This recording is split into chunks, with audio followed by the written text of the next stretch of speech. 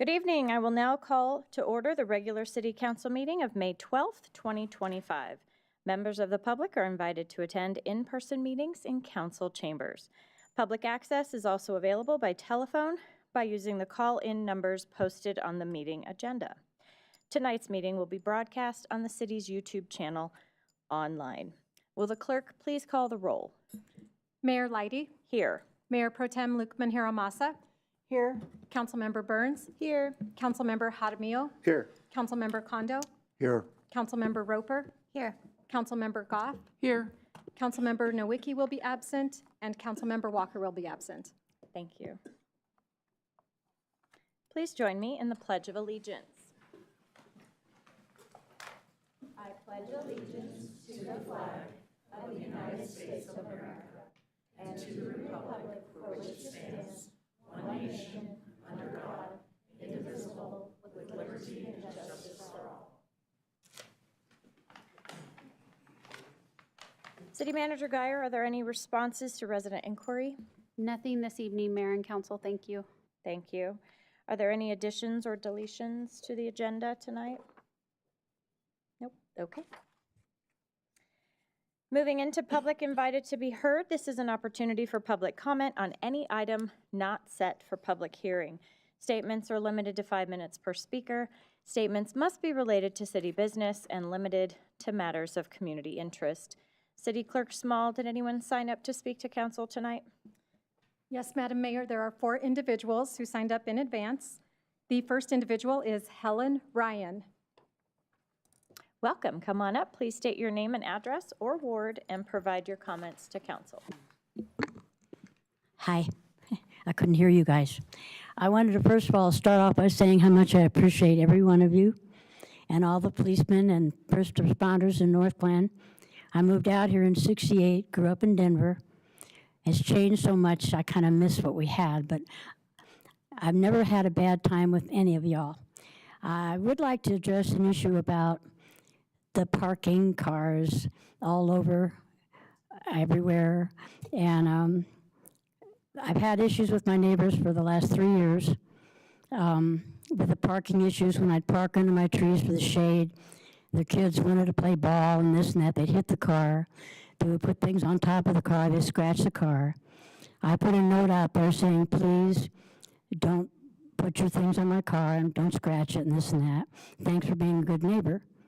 I went out the next morning, and they had a thing on my car saying, don't park your car on the street, end of problem. From that point on, they have worked at destroying my house, my flowers, my lights. When I go out in the yard, they call me names, tell me to get back in my house, park all over on top of things, park where my trash cans are. But I used to put my flags out for Flag Day and 4th of July, and I put them along my fence. They started stealing them. So I duct taped it on. It's a good idea. So I duct taped it on. The next time I went out, they broke it in half, and they wrote all over it. And they called me a fag. They gave me the bird finger. They harassed me constantly since then. It's gotten better because of the nice people from North Glen that have helped me off and on. I have put cameras up. That didn't work too good because the speeding that goes on is all the time.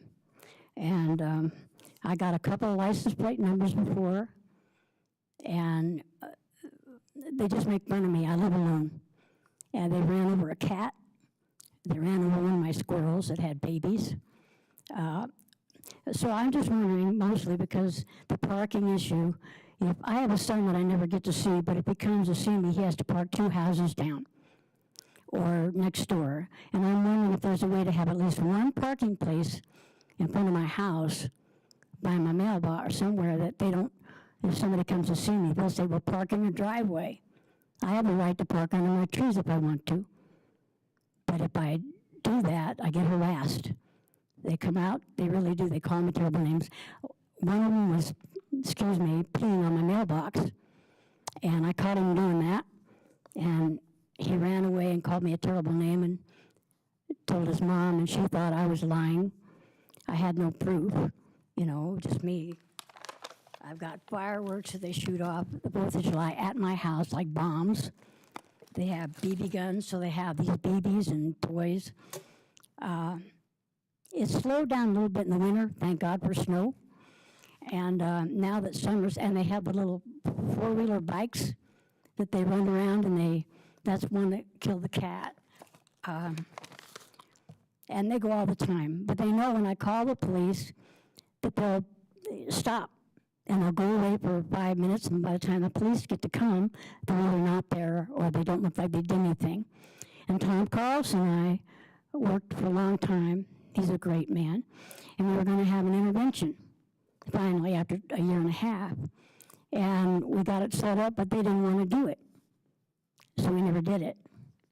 And now the boys have grown up over there. They've all got cars. They're out there working on them. It's just a mess. It's like a parking lot and a gas station. And I just wish there was something we could do. I could get a petition or something so I could have at least one place in front of my house if somebody did come to see me. Y'all are invited. But that's kind of what I came to talk about and see if there's any way to have respect for the people that own the houses. Next door to me, they rent the house out for 7 people or 10 people for $700 a room. So that's 5 or 6 more cars. I don't know. What do you think I should do? That's all I got. So thank you for listening. Okay. I got to turn my Thank- mic back on. I Thank can't you hear very you, hon. much. And someone will follow up with you. Okay, thank you. Thank you. Have a good one.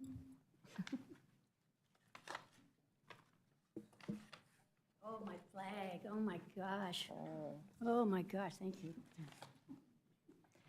The next individual on the list is Tom Lampo. Welcome. Please state your name and address and provide your comments to council. All right.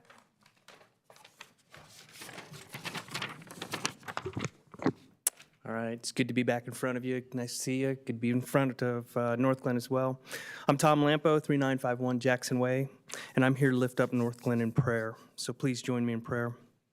Heavenly Father, in Jesus' name, we invite you here to North Glen. There's no God greater than you, and you are always welcome here. Thank you for showing us your love and mercy. Psalm 103:19 declares your authority. The Lord has established his throne in the heavens, and his sovereignty rules over all. We need your presence here with us as we go about our days. Father, we lift up our elected leaders to you. You've placed them in their offices to do your will. Guide them in their decisions. As terms are ending, elections will take place. We lift up all those who are thinking of running for office. At any level, it's an important responsibility.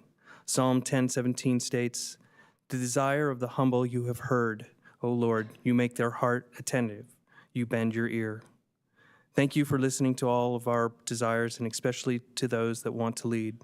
Prepare the hearts of those you will be calling. Let them hear from you. Awaken in them a desire to serve in a very difficult position.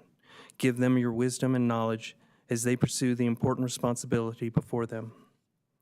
Father, we long for peace in our society, peace between our neighbors, peace within our families, peace with those we work with.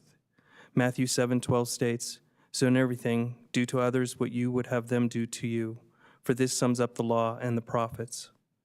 Help us to see those around us as you see them. Holy Spirit, intervene in our lives and guide us.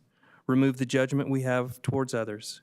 We need to show your love and mercy to those around us. Let us be an instrument of your peace. You are our God, and we are your people. In Jesus' precious name we pray. Amen. Thank you, guys. Have a nice night. The next person on the list is Chris Klein. Welcome. Please state your name and address and provide your comments to council. Hi, good evening, Mayor and council members. My name is Chris Klein. I'm a North Glen resident, and I volunteer with Animal Rescue the Rockies. I also volunteer helping citizens here in the north suburbs trap, neuter, return cats, community cats. They're unowned cats that live among us in the community. They're most often feral, which means they're not adoptable in animal shelters. They're not tame enough. Trap, neuter, return is the process of humanely trapping these cats, getting them fixed and vaccinated, and returned back to the same location. It stabilizes the population, helps stop the breeding cycle. The city of Northglenn passed a community cat ordinance back on September 12th of 2022 to provide humane options for community cats. It was encouraged and supported by Riverdale Animal Shelter. It was researched and passed unanimously by the council and is practiced and supported by citizens more and more. The state of Colorado just passed a bill earlier this year that actually includes TNR in their license plate program to support animal shelters who perform TNR. As you know, Animal Control recently confirmed with me that caregivers would be penalized in the recently passed pet limit ordinance. I completely support our police department, but I feel a little bit betrayed by this. We should not have to resell this. Our community cat ordinance includes definitions that make the TNR process successful. I provided a few of the highlights that provided the information that is on our Riverdale website, and also some of the definitions. As you can see, a community cat is a free-roaming cat that may be feral. It is not wildlife. May be cared for by one or more residents of the immediate area, whether those residents are known or unknown. Community cat caregiver is a person who, in accordance with good, fair efforts to conduct trap, neuter, return, provides community cats with food, shelter, medical care. A community cat caregiver is not the owner of a community cat. Owner means and includes every person owning, possessing, keeping, otherwise having the custody or control of any dog, cat, domestic animal, or reptile. And as you can see there at the bottom, an owner is not a community cat caregiver. I want to be clear, caregivers do not introduce new cats to the neighborhoods, nor do they cause more cats. Caregivers TNR existing cats, and they provide food and shelter source and medical care for the cats moving forward. So they're more stable. It's a public service, and it's a significant part of the TNR process. Because of this, nuisance behaviors are significantly decreased when they are appropriately managed and contained. Forcing caregivers to neglect community cats is not only cruel, it'll make things worse. It'll do way more harm to our environment and bird populations. Nuisance behaviors will increase because they will be forced to search for food and shelter on other properties and dumpsters in greater capacity. There will be more spraying, more fighting, more cats getting sick, spreading diseases. More kittens will be born in our community because the TNR process will be harder to accomplish. Controlling the food source is crucial when performing TNR. It will now be nearly impossible to accomplish that. It will certainly not help our wildlife when cats are starving and they're looking for their next food when they're starving to death. Unregulated pet populations in our neighborhood are often caused by owned cats that are allowed outside when they're not fixed. It is frustrating because we have to clean up their mess. Caregivers do not cause this. If volunteers like myself do not spend hours and hours volunteering trapping cat colonies, no one else is going to do it. Animal Control does not have time to sit there and monitor traps all day. I'm not sure if this sudden change is related to the hoarding situation. There's a big hoarding situation that Northglen's been dealing with for over the last year or so. I also found out about it. These cats are owned cats that are allowed inside and outside of the house. The particular owner has no regard for their neighbors or the cat's well-being. I personally helped with this situation and trapped 40 cats there. None of them were fixed. We were able to rehome many through the rescue after we medicated them and spent thousands of dollars on their health and their medical needs. This situation is a homeowner. It's not a community cat caregiver. This should be no reason to penalize caregivers who care for unowned cats that live 100% of the time outdoors and they're not tame enough to be adopted. I'm asking you to please make sure the city does not renege on the community cat ordinance that you passed. The pet limit, I don't think you guys thought that was for community cats. I think it was for owned cats. That's how it was sold. And dogs, which it should be. I don't think any other city has a pet limit ordinance that includes community cats. Unowned community cats that live 100% of the time outdoors, they're not tame enough to be adopted. They should not be included in the pet limit ordinance. And I ask you to please support that. It continues. Thank you. Thank you. Nice Appreciate to see it. you. The last person on the list is Riley Winfred. Hi, come on up. State your name and address and provide your comments to council. Good evening, Mayor Leidy, council members. My name is Riley Winfred. I live at 117 Teal Street. I was recently appointed as a citizen volunteer on the Northglenn Dice Board. However, I'm speaking tonight as a private resident, and I don't speak on behalf of the board. I have two topics of discussion tonight.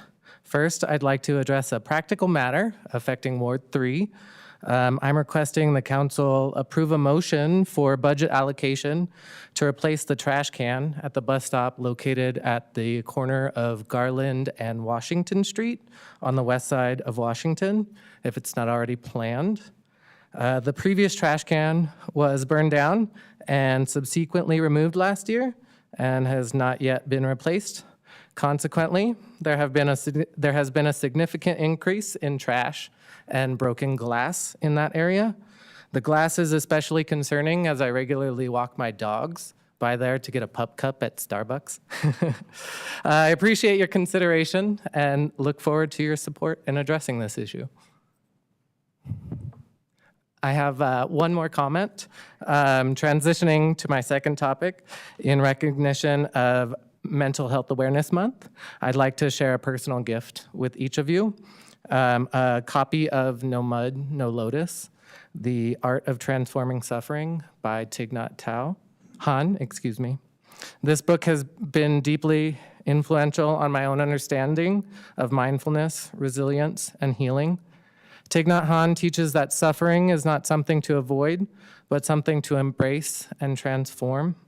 He writes, most people are afraid of suffering, but suffering is a kind of mud to help the lotus flower of happiness grow. There can be no lotus flower without the mud. Although many members of our community are thriving, there are also many who are suffering. When we acknowledge and work through our struggles, we make space for growth, empathy, and connection, which is how we build a more compassionate and inclusive city, country, and world. Though I stand here before you today making jokes about pup cups and smiling, the truth is that it's been a hard year for my family. My parents, who've been together for 45 years, recently found out my father has stage 3 cancer. And then last month, the day after, while my mother was out of town, the day after she received diagnosis that her dog had oral cancer, they had to put it down. She, understandably overwhelmed, decided to take 30 days stress leave from work. For Mother's Day, I sent her a copy of this book with the hope that it would offer her the same comfort and strength it has given me, which I would like to share with you. I encourage each of you to read, highlight, take notes, and revisit the insights of this book. And if it resonates with you the way it's resonated with me, please pass it on or purchase a copy for someone in the community that you feel needs a little hope right now. Lastly, I'd like to extend a heartfelt and slightly belated Happy Mother's Day to all of the mothers, mother figures, and single parents in North Glen. Your perseverance, strength, love, and emotional presence have the power to shape lives and build a foundation for strong mental health in future generations. Mayor Leidy, council members, thank you for your time, your service, and your commitment to our city. Please accept this book as a small personal gesture of my gratitude for all of your hard work and as a small token of hope on our shared path to well-being. Thank you.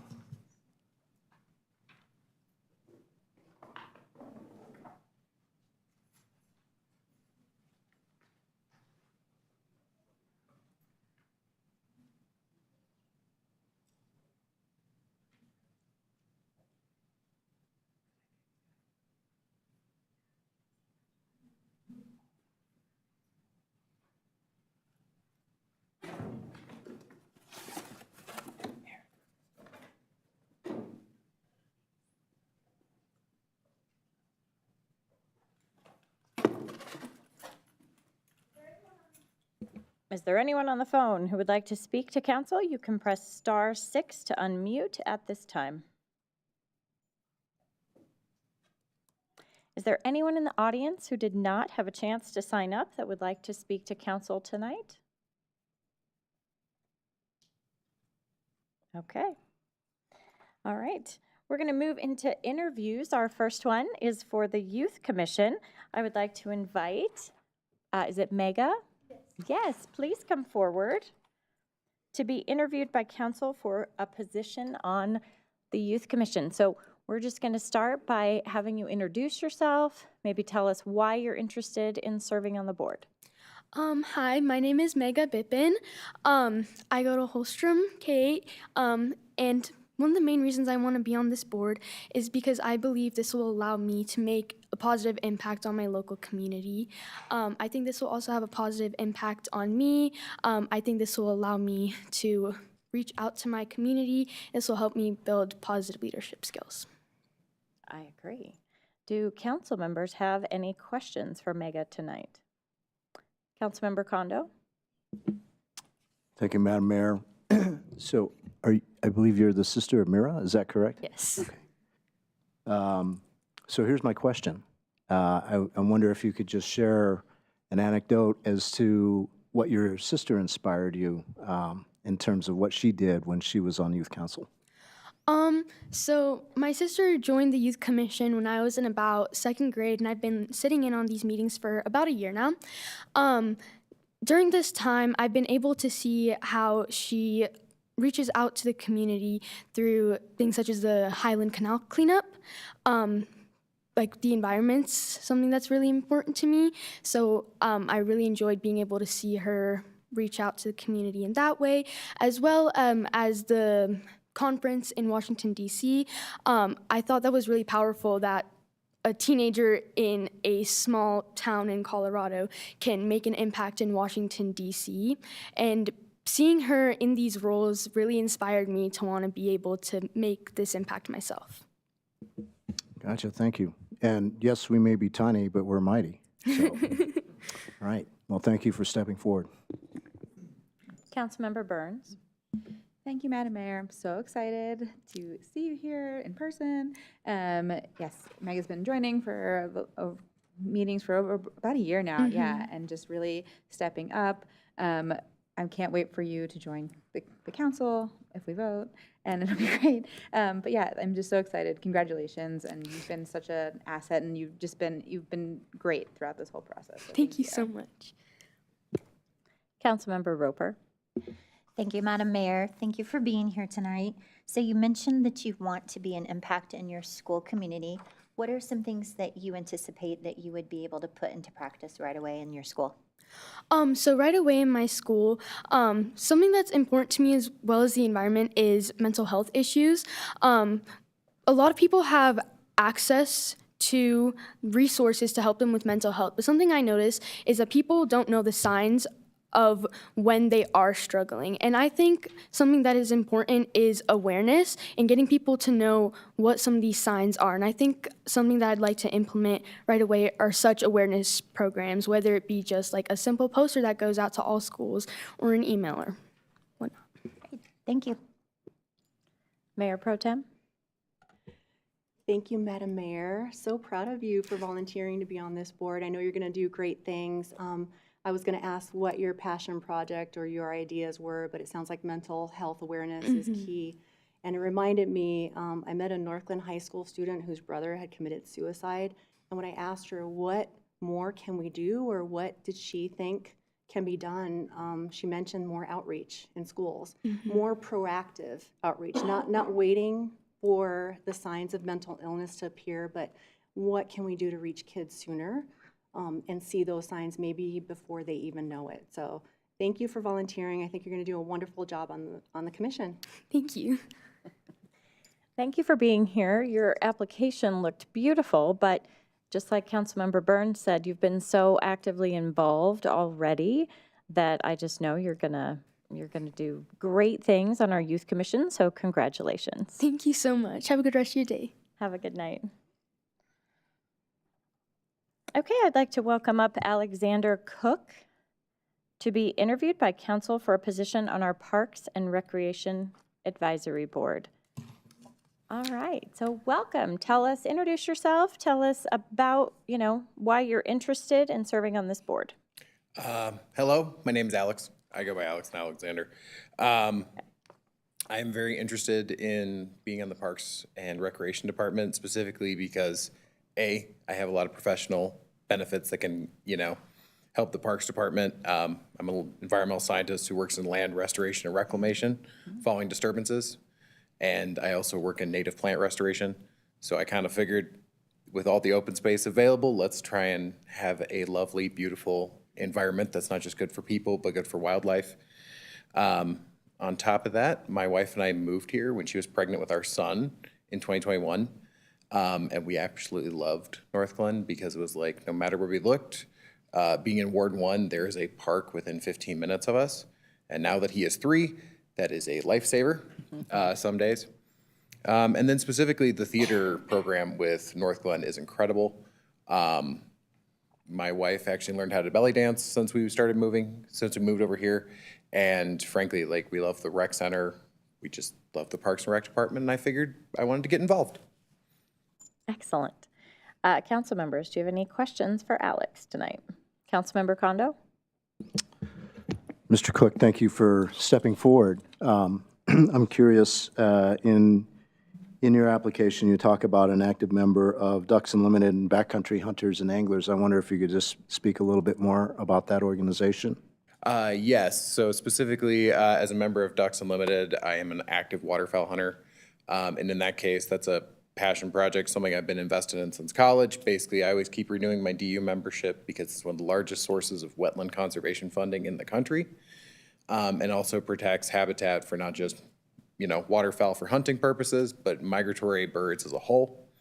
And then Backcountry Hunters and Anglers is specifically a access group for hunters and anglers, and they've actually expanded into the backpacking and kind of backcountry skiing communities as well, specifically about being able to access public lands that belong to all of us. I'm sure at some point somebody will see me wearing a public landowner shirt. I have 6 of them, because if I'm out and about, I try to use the public land that's available. I try to be a steward and remind everybody that we have that resource. Great. We don't have a whole lot of wetland, but I can tell you we do have a lot of waterfowl. Yes, of a certain we variety. have a lot of geese. So I hope you can help us with that. I'm not suggesting taking them out, but and I notice, are you a CSU grad? Is that a CSU? Yes, I am. Okay, I'm not going to hold that against you, but anyway. Oh, I was going to say I couldn't have gotten a soil science degree from CU, so. Absolutely. Well, both colleges are great. Not going to hold it against you. Thank you. Well, I don't see any other hands. Alex, that means you did a fantastic job telling us why you want to serve in this way. So welcome and congratulations. Perfect. Thank you. Thanks. Okay, we have 4 proclamations tonight and a couple of celebrations. So I would like to invite council down front.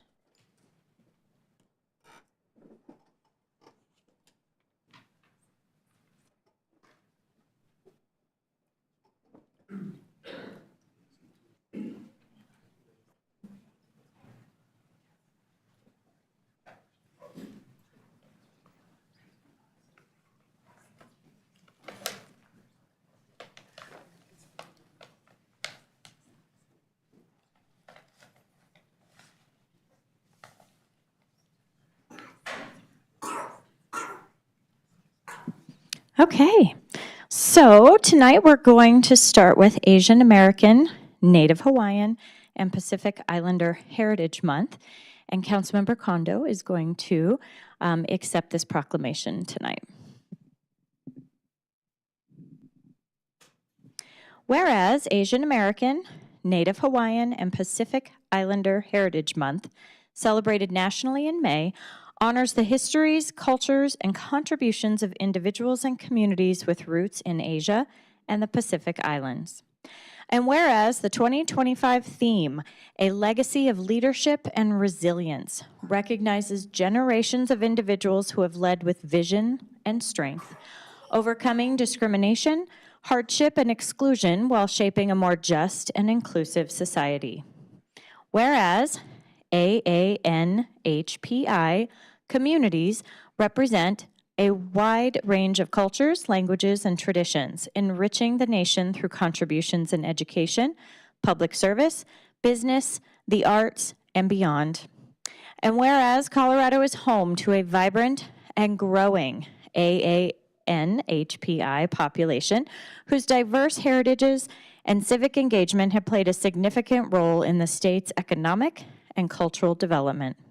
And whereas the City of North Glen values equity and inclusion, honors the cultural contributions of AANHPI communities, and remains committed to addressing discrimination and ensuring representation in all aspects of community life. Now, therefore, I, Meredith Leidy, Mayor of the City of North Glen, Colorado, do hereby proclaim May 2025 as Asian American, Native Hawaiian, and Pacific Islander Heritage Month in the City of North Glen, and encourage all residents to learn more about the histories, cultures, and achievements of AANHPI communities, and to celebrate their enduring legacy of leadership and resilience. Dated at North Glen, Colorado, this 12th day of May, 2025. Councilmember Kondo, did you want to add anything? There you go. Do you want to say anything? Thank you, Council and Madam Mayor, for pulling this together, and AANPI, NHPI. Boy, I can't even get the acronym straight. Boy, I tell you. Asian American, Native Hawaiian, Pacific Islanders is what it stands for. And I grew up in this area. My grandfather was a contract sharecropper farmer back in the 1920s, 30s, and 40s along Riverdale. So my ties go back very long, as well as that of the Japanese community, the Chinese community that was here in the Rocky Mountain area, doing the laundromats and helping to build the Transcontinental Railway. So that legacy of Asians, and today, by the way, when you fast forward, today there are 46 different Asian ethnic nationalities throughout the Denver metro area. It's pretty shocking to see so many. And so I am very honored and privileged to represent that group. And I'm also working in concert with 15 other, including our Mayor Pro Tem Shannon Lukman Hiramasa, whose husband is Hawaiian, of Japanese Hawaiian extraction. We're working to establish the Colorado Asian Group. And this is really a nonpartisan coalition to help encourage people of Asian background to be more involved in government, whether it's elected office, boards and commissions, or even serving in staff capacity. So definitely you'll hear more about that. But once again, thank you very much, Madam Mayor, for your support, and also Council.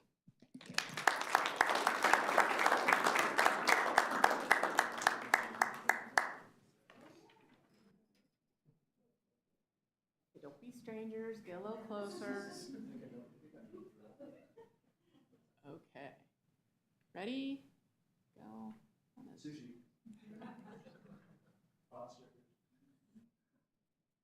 Ramen. Come on. Got it.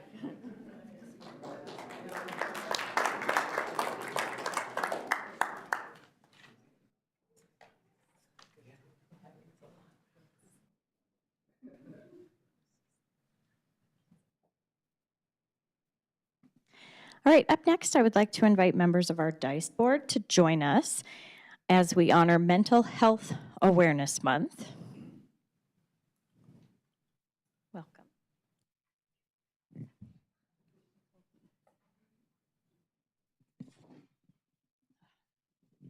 Whereas Mental Health Awareness Month has been observed each May in the United States since 1949 to raise awareness about the importance of mental well-being, reduce stigma, and advocate for programs and policies that support mental health care and access. And whereas the 2025 national theme, Turn Awareness into Action, emphasizes the urgent need to move beyond conversation and actively support mental health through advocacy, policy change, education, and community support. And whereas mental health is essential to overall health and mental illnesses are common and treatable, 1 in 5 adults and 1 in 6 youth experience a mental health condition each year in the United States, and early intervention and access to care significantly improve outcomes. And whereas the City of North Glen recognizes the importance of mental health to the well-being of its residents and is committed to supporting efforts that increase access to services, promote mental wellness, and create a culture of compassion and inclusion. And whereas during Mental Health Awareness Month and throughout the year, we are reminded of the strength and resilience of those living with mental health challenges and the importance of fostering hope, connection, and access to care for all. Now, therefore, I, Meredith Leidy, Mayor of the City of North Glen, Colorado, do hereby proclaim May 2025 as Mental Health Awareness Month in the City of North Glen and encourage all residents to learn more about mental health, challenge stigma, and join together to turn understanding into action by supporting programs and policies that improve mental health outcomes for our entire community. Dated at North Glen, Colorado, this 12th day of May, 2025.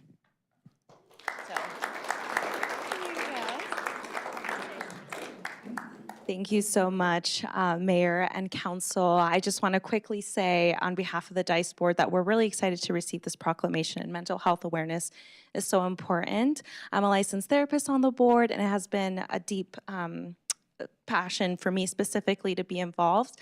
I just wanted to quickly share that we were involved with a recent event with our rec center, and so there was a stress relief event, and the board sponsored some self-care kits. I'm going to ask you to hold this real fast. I won't show all the elements, but we did sponsor a couple things, a tea service, different elements, and in the workshop there were different ways that people can relieve their stress, so we also sponsored these tennis balls, and it was a great event that Sarah, our fitness coordinator from the rec center, did. So this was a neat opportunity for the board to show our support and also align with city initiatives so that we can just talk about how stress affects everyone. And that's just one element of mental health awareness. So just also wanted to highlight how we were able to be involved in that as well.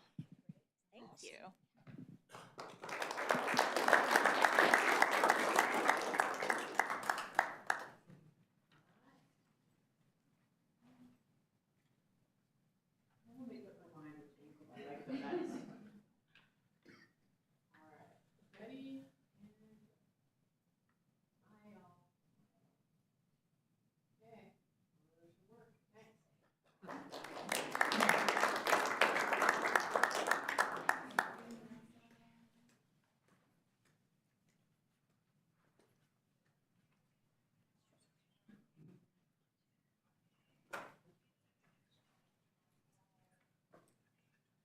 Okay, I would like to invite all of our peace officers to come forward.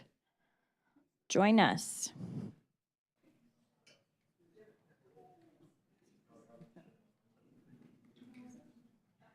All of them.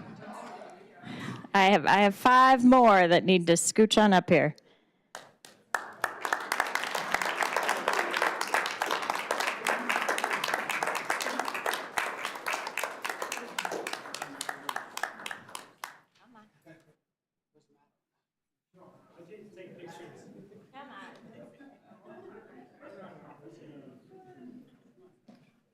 Oh, yes. Madeline, come on down. Well, they're going to have to join us. Come on. My retirees, come on down here. Join us. Yes.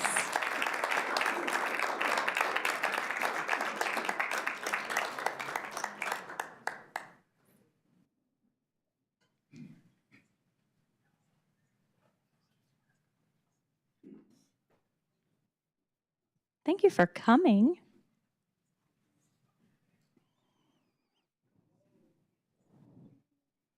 Whereas in 1962, President John F. Kennedy proclaimed May 15th as Peace Officers Memorial Day and the week in which it falls as National Police Week, recognizing the service and sacrifice of law enforcement officers across the country.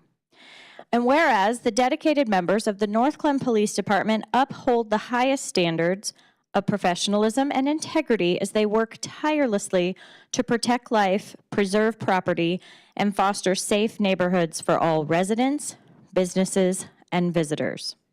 And whereas North Glen police officers serve not only as law enforcers, but also as community partners, problem solvers, educators, and mentors, demonstrating daily their commitment to the well-being and trust of the community they serve. And whereas law enforcement officers face significant risks in their work and often respond to situations that require quick decision-making, courage, and compassion, while upholding the rights and dignity of all individuals. And whereas the city of North Glen tragically lost one of our own, Corporal Edgar E.B. Rains Jr., killed in the line of duty on May 30th, 1984. And we wish to eternally honor his memory and express gratitude for his service. And whereas the city of North Glen remains committed to supporting its police department through training, resources, and community partnerships that promote transparency, accountability, and public trust. And we wish to thank the members of the department for their dedication and service.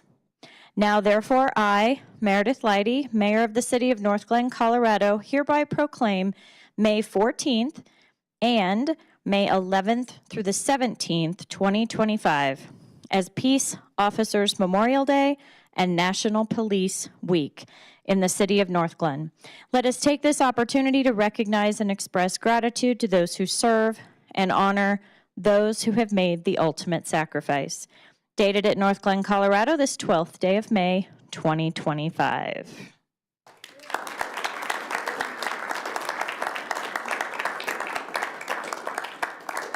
Well, I made sure I was going to go from the gut and heart, but we are on a time limit. I don't want to keep you guys here too long.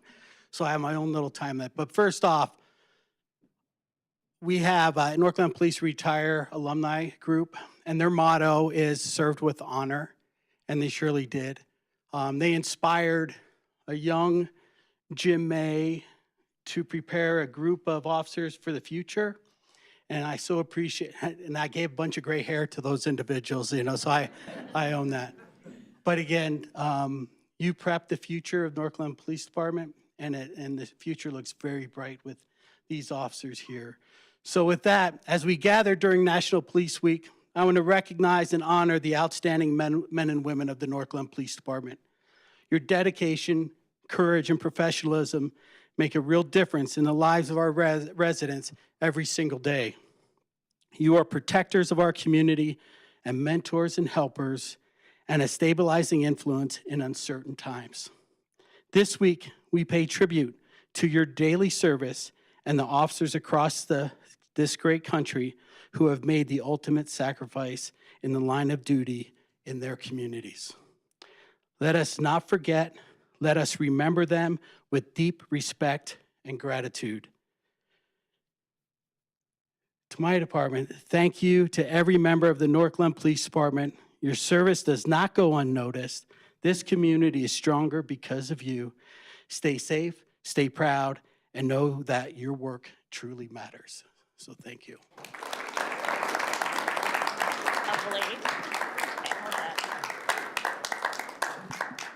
Okay, everybody, I'm gonna get up on a step stool. Let's see. All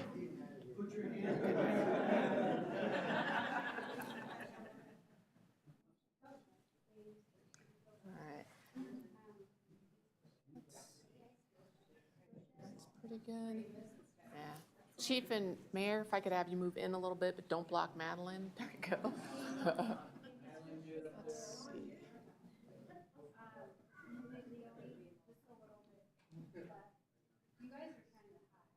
Yeah, no.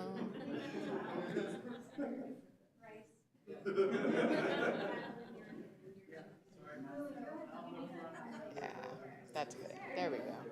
I think the only one I can't see is the gentleman in the red shirt.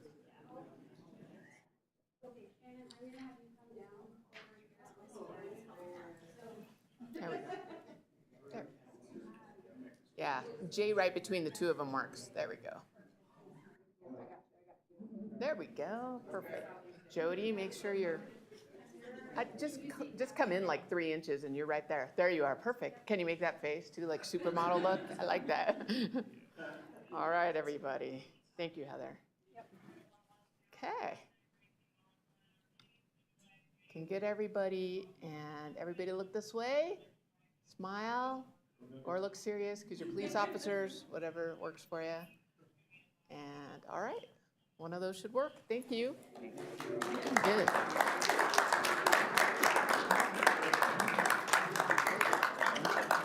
You got it? Or you want me to get it?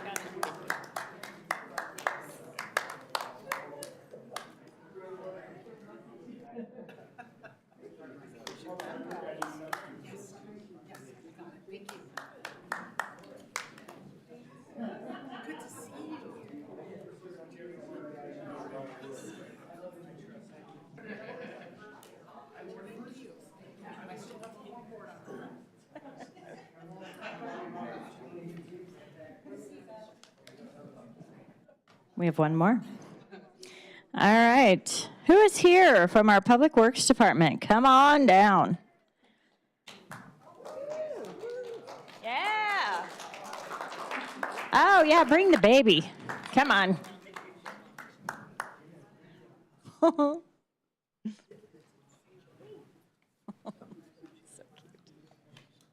Oh, my goodness. I know, my Christmas friend. So cute. Okay. Whereas public works services are essential to the quality of life and well-being of the residents of North Glen, supporting our community's health, safety, comfort, and sustainability. And whereas 2025 marks the 65th annual National Public Works Week, sponsored by the American Public Works Association, to highlight the vital role that public works professionals play in planning, building, managing, and maintaining the infrastructure and services that connect us all. And whereas the City of North Glen's Public Works team provides critical services such as water treatment and distribution, wastewater and stormwater management, streets maintenance, snow removal, traffic safety, fleet services, solid waste collection, and more. And whereas public works professionals, including engineers, technicians, and frontline staff, exemplify dedication, expertise, and innovation in their daily work to ensure safe and efficient systems that meet the present and future needs of our community.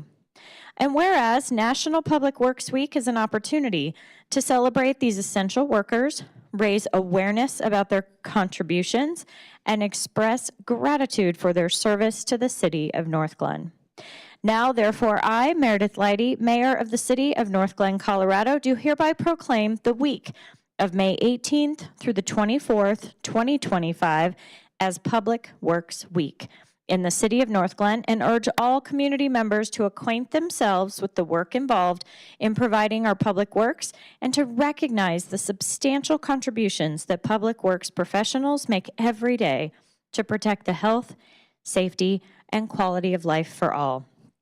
Dated at North Glen, Colorado, this 12th day of May, 2025. And I'm going to hand this over to Director Borgers. Thank you, Mayor.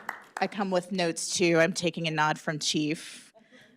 So Council recently approved the city's 2025 through 2029 strategic plan titled Imagine the Possibilities, Empowering Change and Delivering Results. We in Public Works see our work clearly in that plan with strategic goals such as infrastructure, environmental stewardship, and high-performing government. Like those all across the North Glen organization, our dedicated staff has taken this work seriously with conviction and passion. This group in particular right here, as they've taken on a leadership role. This crew here is, I put my fold in the wrong spot, is the Public Works Culture Team. They've taken a lead in creating a culture in public works that supports the highest and best results for the community we serve. They're some of our best and our brightest, and I'm honored to serve with all of them. Over the past few months, this team's put pen to paper to write what excellence looks like for us here in Public Works, and this is what they came up with. Public Works cares. You'll see this over the course of next week during Public Works Week. And the CARE stands for communication, the cornerstone that supports collaboration and customer service excellence. Adaptability, we're always ready to respond to change and challenge. Respect, we bring integrity, honesty, and kindness to the workplace. Efficiency, we embrace training, innovation, and teamwork to get the job done. Safety, huge one for us in Public Works. Working safely ensures that everyone goes home at the end of the day. So next week, when you see Public Works Cares around, you'll know the background of where that came from. And we would also like to invite everyone to our open house at the water treatment plant. That is next Thursday, the 22nd. It's at the water plant, which is on 112th, just west of Pecos. We'll have tours of the plant, touch a truck, so we'll have all our cool big equipment out there, and there's gonna be a food truck. So please join us next Thursday to celebrate Public Works Week.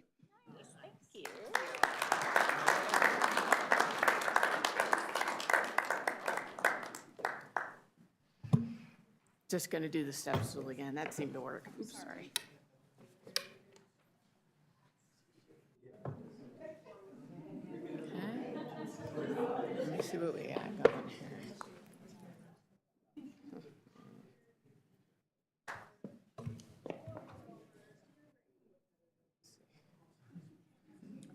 You need to go that way, like 2 inches. Good job, Jenny. Council member, sorry. These are titles. I could see everybody. And who's our star, Trace? Who's that? What's his name? What's his name? Maverick. All right. Okay. Yep, I think we got it.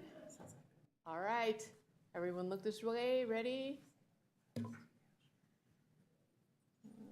we go. Keep looking. Couple more.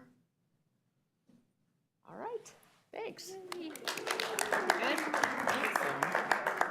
That was a little sketch.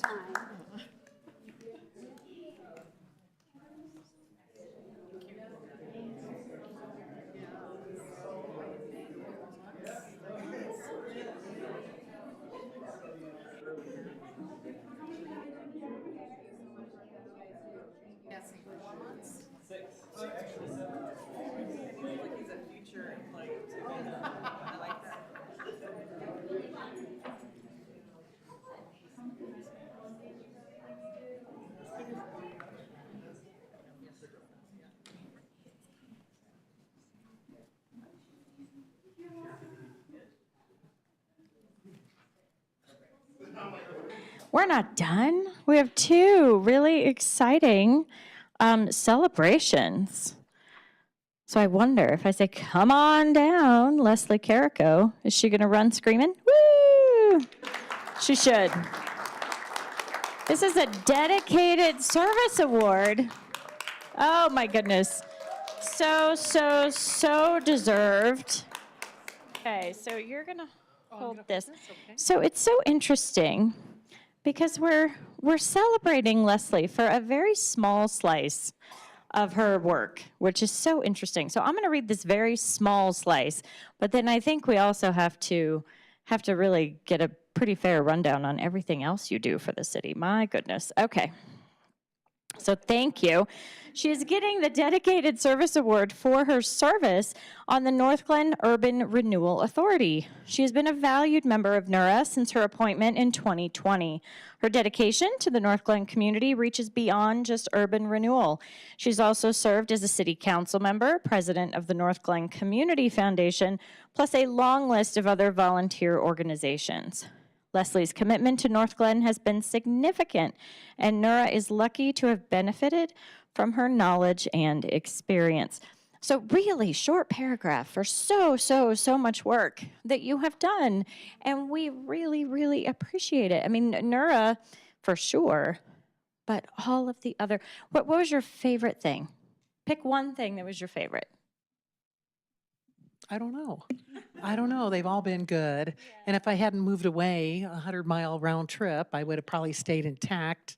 But, I'm still on the North Glen Community Foundation. I plan to stay there for a while longer. We're growing, thank goodness, yay. But the more people you have, the more you can do, so that's great. But, I've also been on the North Glen Arts and Humanities Foundation and a few other boards. I can't even remember, but I don't know what my favorite one was. I really love NURA. I mean, you learn a lot about what's going on in the city and the economic growth and what we can do to improve things. But, I think probably the North Glen Community Foundation, just because the money that we raise, we can put back into the community and make things better for whether it be children or seniors or families with our utility program. And, you know, we help with the food banks and stuff. So I think probably that's more where my heart lies on giving back to the immediate community, though I love them all. They've all been great learning experiences. So thank you very much. Appreciate that.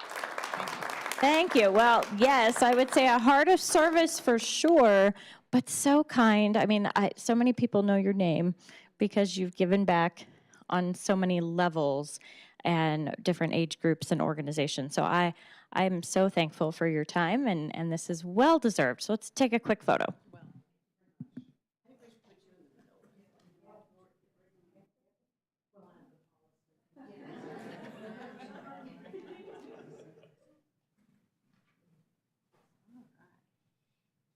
Everybody ready? And here we go. Smile. All right.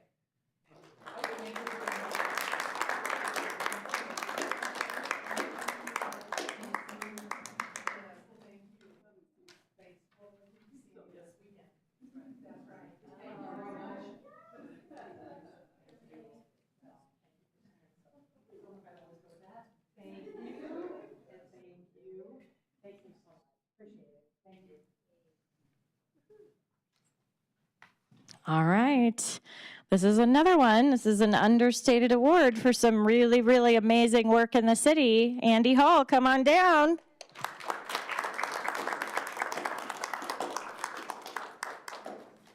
So he's being honored for his time on our Parks and Recreation Advisory Board. Thank you for being with us. All right, Andy has been a dedicated member of the Parks and Recreation Advisory Board, serving as both chair and vice chair of the board during his tenure. He has been a participant and advocate for all aspects of park recreation and culture. During his time on the board, he contributed to the design and construction process for the new Recreation Center, Senior Center, and Theater. Was involved in the Croak Reservoir Subcommittee, helped develop the plan to utilize goats for fire mitigation and noxious weed management at the Oscar Arnold Nature Area, and participated in the development of Playbook. He has been a volunteer at Pirate Fest and didn't hesitate to be one of the first to try out the Ninja Cross course at the grand opening earlier this year.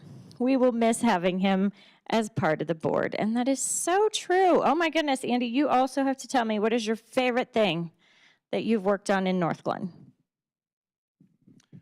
Well, there's been so many great things. Being part of the design of the rec center was extremely eye-opening to find out how much a hot tub would cost, for sure. Yes, Councilmember Goff was there with those. And, you know, being honored to help name Odell Berry Park. But the goats, hands down the goats. The goats were fun. But I think the whole Parks Board, or Parks Board of past that I served with, and the staff has been great. And it was also amazing to be able to rekindle with my old friend Michael Stricker from high school. It was great to work with him several times. So. Thank you so much. Well, we appreciate you. So we'll take a photo of all of us together.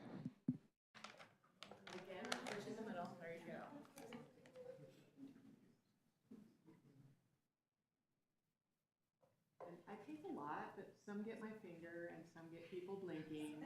So just be patient. Want everybody to look good. Ready and smile. Hot tub.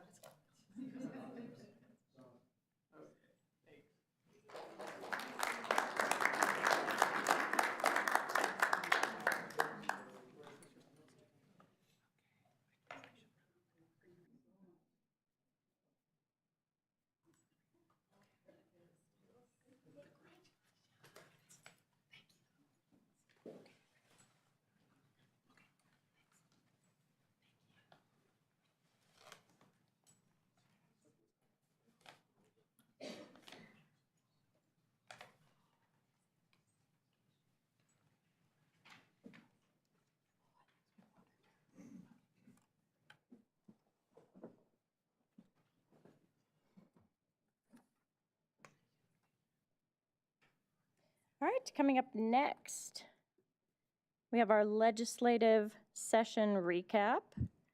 So we're going to welcome the city's lobbyist, Ed and Jen. Come on down.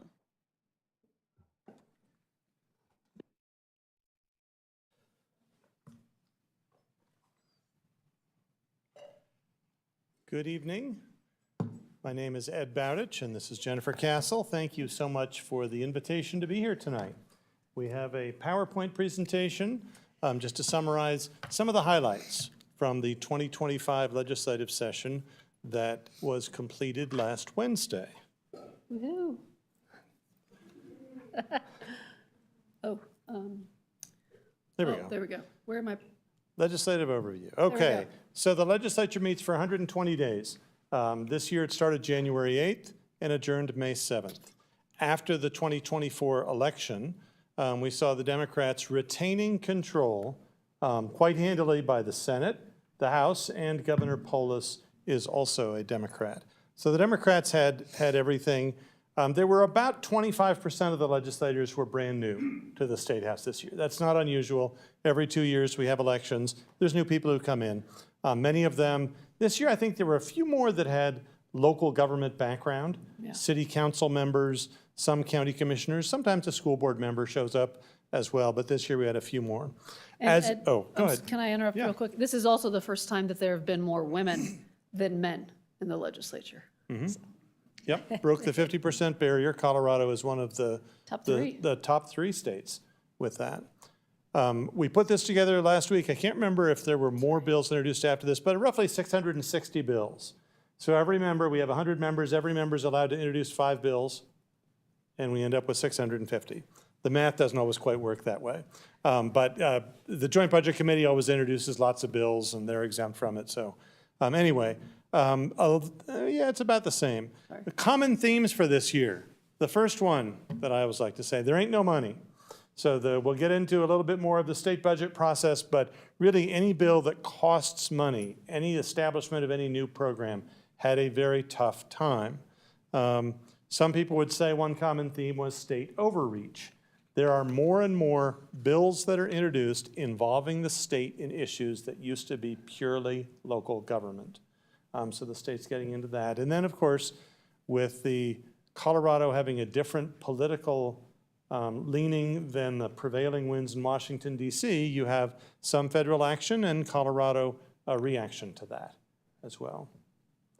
If we look at some of the hot topics, you can see the very organized and quiet Colorado House and Senate pictures right there. I'm having technical difficulties. Yes. Excuse me. Some of the hot topics this year, housing, transportation and transit, construction defects, and guns. And some of these pop up every year on our hot topics list.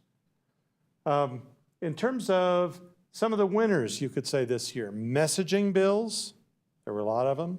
Bills that are introduced just to send a message to somebody. Higher education was listed as a winner. We will get to that in a minute. Lots of bills on elections and construction defects, a common issue that shows up lots on how do we make more affordable condos available for sale. If we look at some of the losers, you could say local governments with all the mandates that are introduced. State agencies, they really didn't get much new money to do any expansion of programs. The Colorado Open Records Act, there was a lot of work put in over the last 2 years to try and make some modifications. The bill passed, vetoed by the governor. And construction defect shows up both as a winner and as a loser because in the end, the bill that passed really probably won't have as much of an impact as the proponents thought. If we move on to the state budget, as I said, there's not a lot of money. We will go back just a little bit. I promise. I didn't. Okay. I didn't The hit it. state was looking at a $1.1 billion shortfall as the state budget Hold on. was put together. Is this the only controller? I take it? Okay. That's it. Any questions? I'm sorry. I'm trying to get to the state budget. one more. There we go. That Yes, the state budget was constrained by a $1.1 billion shortfall. That's on a base of about 17 billion in terms of general fund. So you can get the sense of the shortfall. That was due to a number of things. One, big increase in Medicaid utilization. Not necessarily an expansion of the Medicaid population, but the people who were on Medicaid were using a lot more services. Another one, the voters passed an initiative directing the state to put $350 million into supporting law enforcement. That passed, the state had to factor that into the budget. Another one, the state cut property taxes last August in the special session and had to backfill the schools with some additional money. And then there were other issues as well. The Joint Budget Committee, in looking at the state budget, made a whole variety of reductions, including state funding for senior services was reduced. This was a hard-fought increase to get 2 years ago for our seniors, for the Meals on Wheels programs, the programs that allow our seniors to remain in their homes, which is obviously their preference. Slight reduction in state funding for senior services, elimination of the high-impact tutoring fund within K-12. This was put in after COVID to try and address the learning loss during COVID. Reducing funding for some substance abuse recovery peer services, and reducing general fund for transportation. In spite of those reductions, there were some increases, a small increase for higher education, kind of an inflationary increase for K-12 education, which the K-12 educators were pleased with. It's not quite a whole lot of money in the grand scheme of things, but it was good that it wasn't reduced. And a small reduction in provider rates. Having said all that, the Joint Budget Committee used a couple of they made a bunch of reductions, but they didn't solve the entire $1.1 billion shortfall. So when they convene next January 14th, they will be faced with more budget reductions. I think next year will be as bad as this year. In terms of impacts to local governments, the $138 million impact to local governments was put together by the Colorado Municipal League. This includes some reductions to... I know, it's supposed to come up. Joanna, do you mind hitting forward? The local government severance tax system, this was used to pay for the new contract for the state's digital trunked radio system. So the severance tax system was rated, if you will. Permanent reduction in the state shareback of marijuana tax revenues. Reductions in the state's multimodal transportation and mitigation options fund. And finally, some transferred from the Peace Officers Behavioral Health Support Fund and the road safety surcharge. You can see also, if we look at the overall national economy and what's happened, on the next slide, you can see that there was that blip during COVID, and there we go, one more, there we go. And you can see the projected growth. And you can see there is a slowing in the projected growth. Since this slide was put together a few months ago, there have been lots of swings in the economy, even yet today, with new economic news. With that, I will turn over the presentation to Jennifer for some specific issues. You're in charge. I'm in charge, okay. Uh-oh, we'll see how it goes. So to talk a little bit about some specific legislation, we did mention some of those major topics, so we kind of wanted to just dive in a little bit on some of those big issues that we saw down at the Capitol. Not to get into too many specific bills on these issues per se, but workers' rights certainly has been a hot topic. Unions, pro-worker advocates pushed a fairly aggressive agenda this year. They worked to change the workers' compensation system. They worked to strike down more on wage theft. And then a big one was the Labor Peace Act, which makes it a little bit easier for employees to unionize. It just takes, the bill takes one vote instead of 2 votes to unionize and to collect dues. This is going to be a big battle with the governor. This is on the hot list of potential vetoes for the governor to veto now that he has 30 days since session ended. He has until June 7th to act, to either sign bills, let them become law without his signature, or veto. So certainly there's going to be another legislative executive branch struggle here as it relates to some worker rights.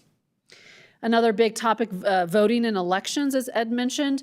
Roughly a third of the legislature, maybe a bit more, those legislators were not elected to their seat. They were appointed by vacancy committees. And unless you're really a party insider, you really have no choice in appointing the next state senator or the next state representative whose predecessor stepped down for whatever reason. So the legislature did run 2 bills to address this, one for county commissioners, the other one for state representatives and senators, that if anyone is appointed to a seat via a vacancy committee, they still have to run that next election year, even if that's an off election year. So if somebody had this bill been in effect this year, if somebody were appointed, they would have to run in 2025 and they'd have to run in 2026. So it just gives more voice to the voters. The voters are then choosing their state representatives, state senators, county commissioners as well.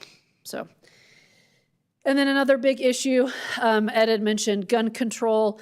Since this legislative session was right after an election, usually leadership feels okay allowing their members to introduce bills on gun control measures, essentially. Next session, I imagine we won't see as many, but definitely since we're not going into an election year, leadership felt it was okay to introduce. There were maybe 4 or 5 gun safety issues.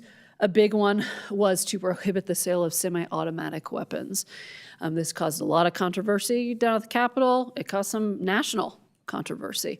I imagine somebody will sue, if somebody hasn't already sued. I think maybe they have. They've taken it to the AG to see if this piece of legislation is in fact constitutional. So we will see. Ed also mentioned as well too some federal action and reaction. So Colorado did pass mainly 2 bills that to put in place certain rights, mainly as it relates to transgender individuals and immigrants here in the country. Also, another big thing that the state did is they are setting aside $4 million from the IJJA fund, the federal dollars, for the Infrastructure Investment and Jobs Act, the IIJA, excuse me. And those $4 million are going to essentially help Colorado engage in lawsuits if they have to. If anything negative comes down from the federal level that the state feels like they need to push back and to sue the federal government, they have a little bit of money to be able to do that. And then if we get into, keep going in. Yeah. So some specific items related to North Glen. So we itemized these based on topics. So these were the housing bills or land use bills, if you will. So here's the big construction defect bill that changed dramatically as it was going through the legislative session. And of course, it did change dramatically from what it looked like last year and the year before. The realtors were the entity that took this bill on this legislative session. And ultimately, this bill created the Multifamily Construction Incentive Program, which essentially allows builders, construction professionals to enter into this program that provides a certain amount of warranties based on third-party inspections. So there's, 1-year warranties for materials, 2-year warranties for plumbing and electrical, those kind of things. So it provides a little bit more of a safety net for those builders and construction professionals.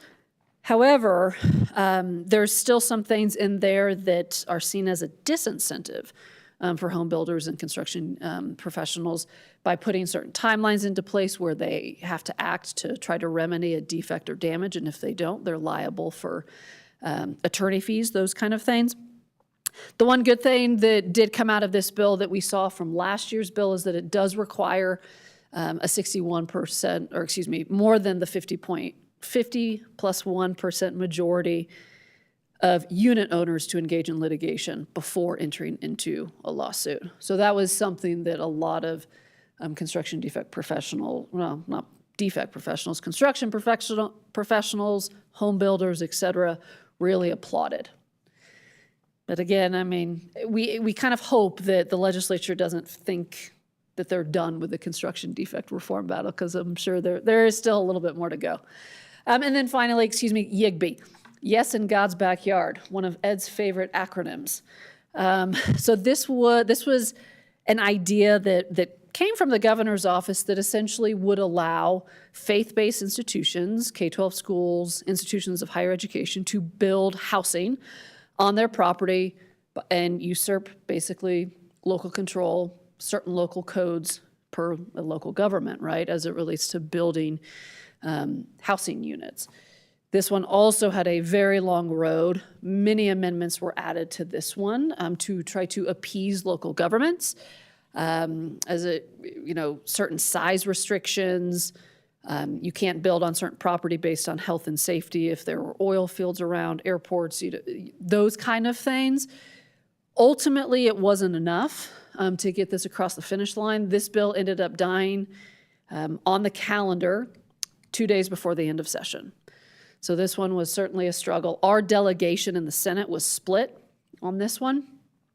So this one was quite interesting and kind of this was certainly a win for local governments, especially a win for local governments to push back against the executive branch on.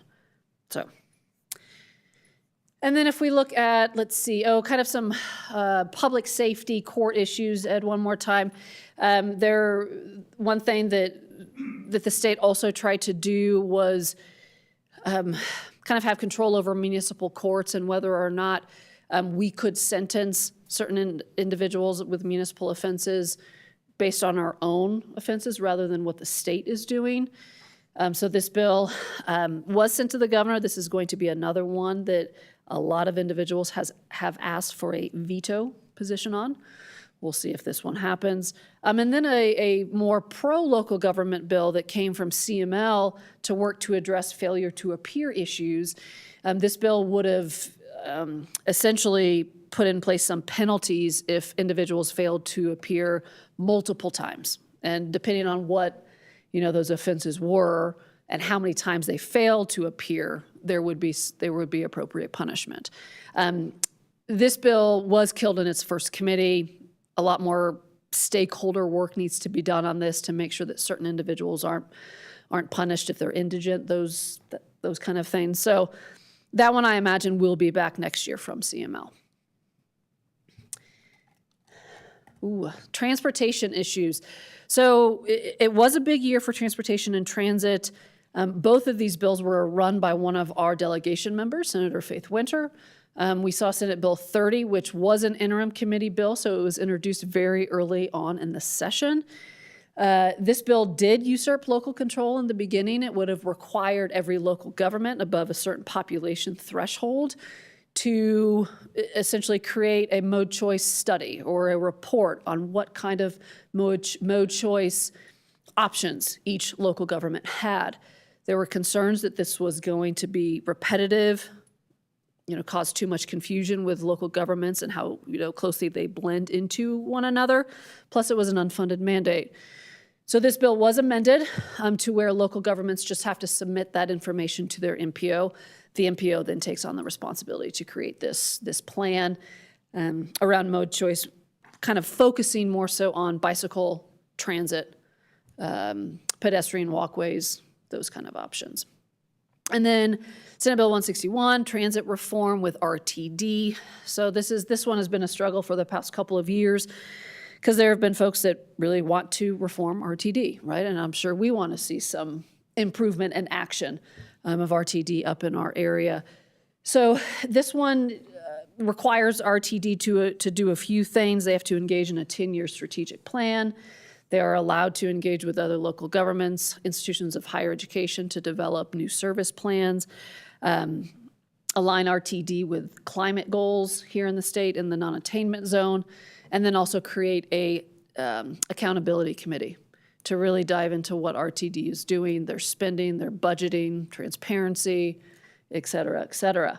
We took an amend position. We wanted a northern metro region representative on the accountability committee. There was pushback on that because we would have had to then given the South a representative and probably the central Denver area as well too. But instead, we were successful in getting a local government representative on that accountability committee. And then lastly, law enforcement. There was a task force that met this summer. They had very deep dive conversations, intensive conversations on working to reform certain parts of law enforcement. We were active. We were an active member in those conversations. There were 4 bills that were supposed to be introduced on this topic. 2 of them still need a little bit more fleshing out, so I imagine we'll see those next session. But we did see 2, one on whistleblower protections, which essentially prohibits any kind of retaliation against a whistleblower and provides whistleblowers certain protections. They can, they have a private right of action against an employer that is retaliating, those kind of things. And then the Peace Officer Conduct Database makes updates to the database, creates an appeals process for post officers, those kind of things. So those were 2 highly negotiated bills. Still a few folks that were a little bit upset at the whistleblower bill, but fairly negotiated bills to work to get some reforms in the law enforcement space to try to bring back make it a little bit easier to hire law enforcement, retain law enforcement, and still be able to provide public safety, those kind of issues. So, but still, that'll be another hot topic for next legislative session as well, too. Oh, there's one more, local control. So there's one that's also missing from that slide deck as well, too, and that's the food truck bill. So, as Ed mentioned, there are more and more things that the state feels like they need to have control over, or that they should have some sort of policy decision for. It seems like it's a topic du jour for what that is. This year we saw one on telecommunications, so building more cell towers. We saw one on building electric fences, being able to permit those, and then also being able to have automated permits for solar energy. And then food trucks was also on that list as well too. So really, what are we supposed to do? Supposed to approve these permits within 15 days, 30 days, right? So who's going to get the priority over the other? I don't know. Maybe there should be electric fences around food trucks. I don't know. It sounds like Combine all the bills. Combine all the bills and just, yeah. Anyway, so these were the local control bills. Good news on the clean energy, the solar permitting, and the electric fence were permissive in the end. Food trucks became permissive. It mainly applied to Denver in the end. The telecom one was a little bit more tougher, was a little more tough to defeat in that everybody wants cell phone coverage, right? So that one was a little bit, we weren't able to fully get rid of the local control piece on that bill. But again, we're gonna see a lot more local control issues next year. If we look at our action on bills, so we took 14 bill positions, 2 in support, 6 oppose, and 6 in an amend position. Now, I will say this table is not fully accurate. It certainly doesn't make us look that great, Ed. Jeez. Should have updated this one a little bit more. But a lot of that is in the amend oppose, and I'll explain here in just a second.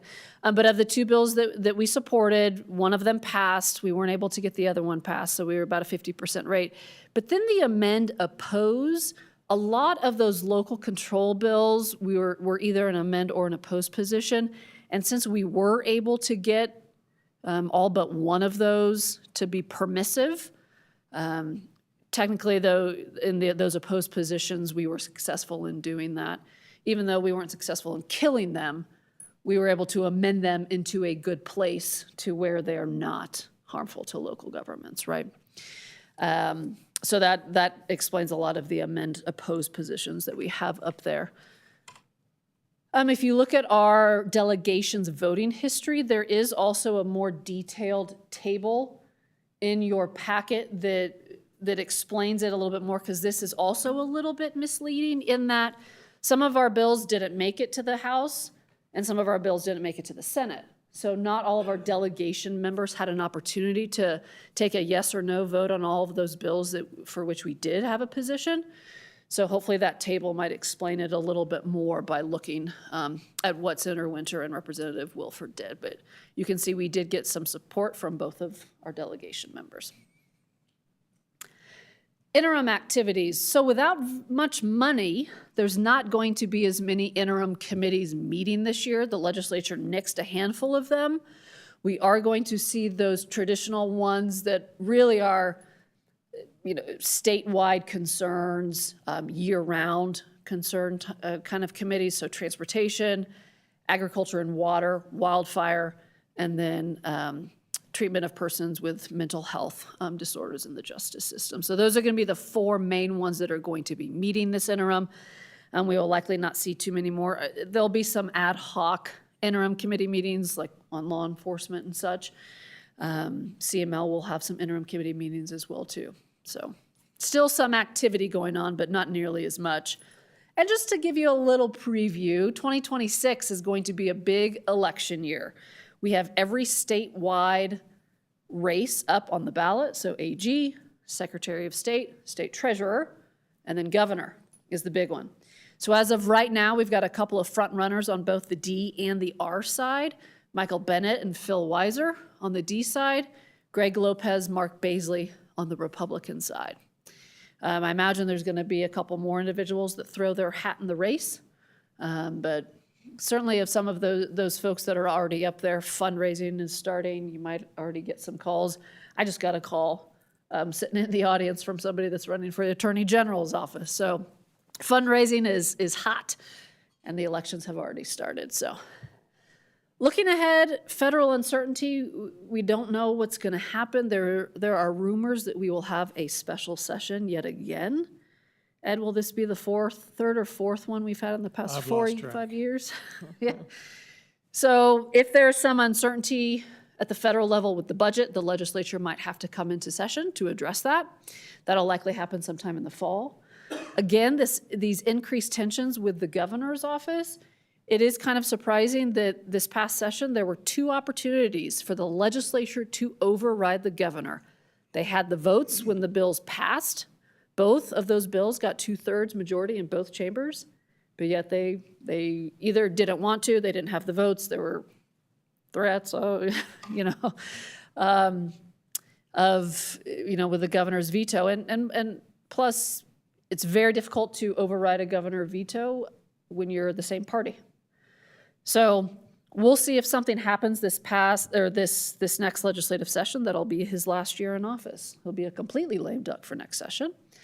The looming 2026 election, in addition to the statewide level races, all of the House of Representatives will be up, and a third, roughly, half the Senate will be up as well too. That always means that the 2026, that's that legislative session going into an election year will be difficult, and we'll see a lot more messaging bills as well. Now, what was the last one, Ed? I thought there was one more. Continuing budget deficit. Yes, as Ed mentioned, yeah, the state has no money. We ain't got no money. So thank you for the opportunity to represent the city of North Glen. Thank you. Concludes our formal report. Yeah, happy to take any questions or comments. Okay, starting with Councilmember Kondo. Thank you, Jen and Ed. And I get a double dose of you, obviously, since you represent Dr. Cog.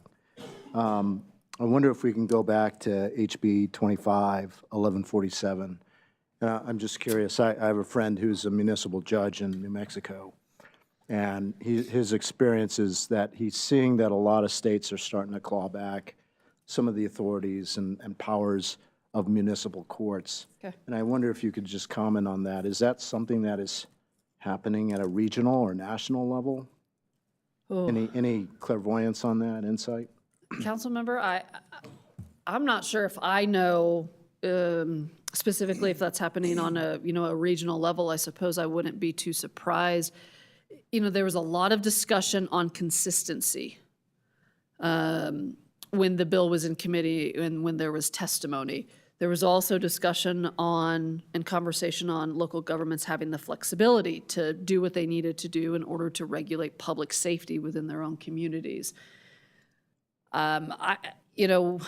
There has been a lot more criminal justice reform that has push down at the Capitol and has been for the past couple of years. I guess I would not be totally surprised if that was a regional, national movement as well too.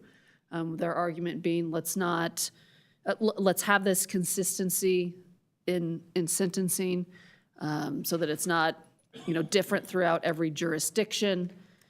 But I don't know specific, but I suppose I wouldn't be too surprised with kind of the way that criminal justice reform is going. Okay, gotcha. And then I'd like to go back to slide 24. I think you said that slide wasn't so flattering. But I was just trying to interpret the opposed line, because it says there 2 bills were amended that really address the concerns. So really, is your batting average more like 50% as opposed to 17%? 6-3? I don't know. It was just kind of cryptic for me to try and interpret It is, that. I know. We need to separate that a little bit more. Yeah, and sometimes the North Glen Legislative Committee may have kept its opposed position. The bill was then amended, and then the session ended, and we didn't have a chance to go back and change that position to reflect the new reality of the bill. So there's also a timing issue involved in some of this. Yeah. Okay. Yeah, so the telecom, the fence, the clean energy permitting, YIGBY, food trucks, we are in an opposed position. All but one of those technically,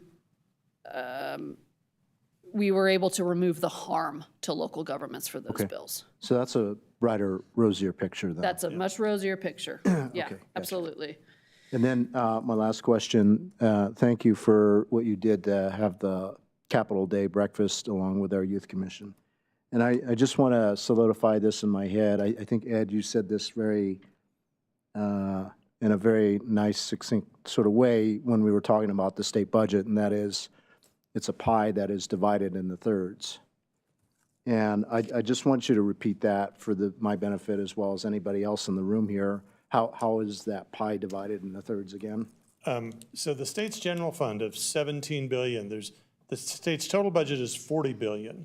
But that includes all the wildlife revenues, tuition at higher education. We tend to call those cash funds, and we separate them out. The general fund, the general tax revenues are about $17 billion. Roughly almost 40% is Medicaid. Almost 40% is K-12 education, and 20% is everything else. Higher ed, the court system, all the other 15 state agencies that really, from a budgeting standpoint, don't matter. All the budget action is with Medicaid and K-12 education, and then everything else a little bit. So based off of that description, do you suppose it's just some of the runaway costs of increasing cost of healthcare that's really applying this pressure that's causing us to run out of money or have a budget deficit, so to speak? Thank you for that question. I'd say in part. I mean, if you look at the Medicaid, the cost drivers of Medicaid, one is the number of people on Medicaid, but two, the most expensive, the people who are very elderly or have a lot of health needs. I'm not trying to be critical at all, but from a budgeting standpoint, those are the ones driving the cost increases. For a relatively healthy person who might be on Medicaid, they probably don't need a lot of expensive services, but once you get into needing lots of services, those are the cost drivers. Okay. And Madam Mayor, one last question. One of the things that we're experiencing, obviously you've heard us talk about it, Dr. Cog, is the underfunding of senior programs and things like that. So I'm assuming that comes out of the 20% that you just described, or does it come out of a mixture of the Medicaid and the 20%? Out of the 20%. Okay. Yes. Gotcha. Thank you. Councilmember Burns. Thank you, Madam Mayor. I think it would be remiss to talk about the federal budget without mentioning Tabor for everyone. Just for the public and for anyone here, would y'all just mind talking about what that is and how that impacts our budget deficit? Sure. Thank you for that question. So the Colorado voters in 1992 passed the Taxpayer Bill of Rights. It has two provisions, primarily. The legislature can't raise taxes without a vote of the people. Secondly, it establishes a cash fund revenue limit, and any Any revenues that are collected above that limit are returned to the taxpayers. The good part about that, if you're a taxpayer, your tax rates are either going down or you're getting a refund. The challenge is, a year ago, the state was collecting 17 billion or 18 billion in general fund and giving back 2 billion. And we are the only state that I'm familiar with, and there's no other local government that I'm familiar with that has that revenue limit. Most local governments, cities, counties, and school districts have gotten permission to waive those revenue limits, called debrucing. The state has not. So again, it's a great time to be a taxpayer because your rates have gone down or you're getting refunds. But it's a challenge when we're doing things like cutting state funding for senior services. They cut a diaper distribution program. We have growing waiting lists for individuals with developmental disabilities. Those things are very tough to overcome in this constrained fiscal environment. And I hope I'm being generally even in my description. Thank you. Yeah, I just wanted to make sure everyone had the full picture of that. We have enough money to fund things, but we have Tabor, which restricts us from funding these things. And I think that's a big piece of this information that a lot of regular folks are missing, because yes, it's nice to get that tax return, but then you're like, well, what about my grandma and this and Meals on Wheels? So we can't have it all. So I think it's just a very important part of this conversation if we're going to talk about it.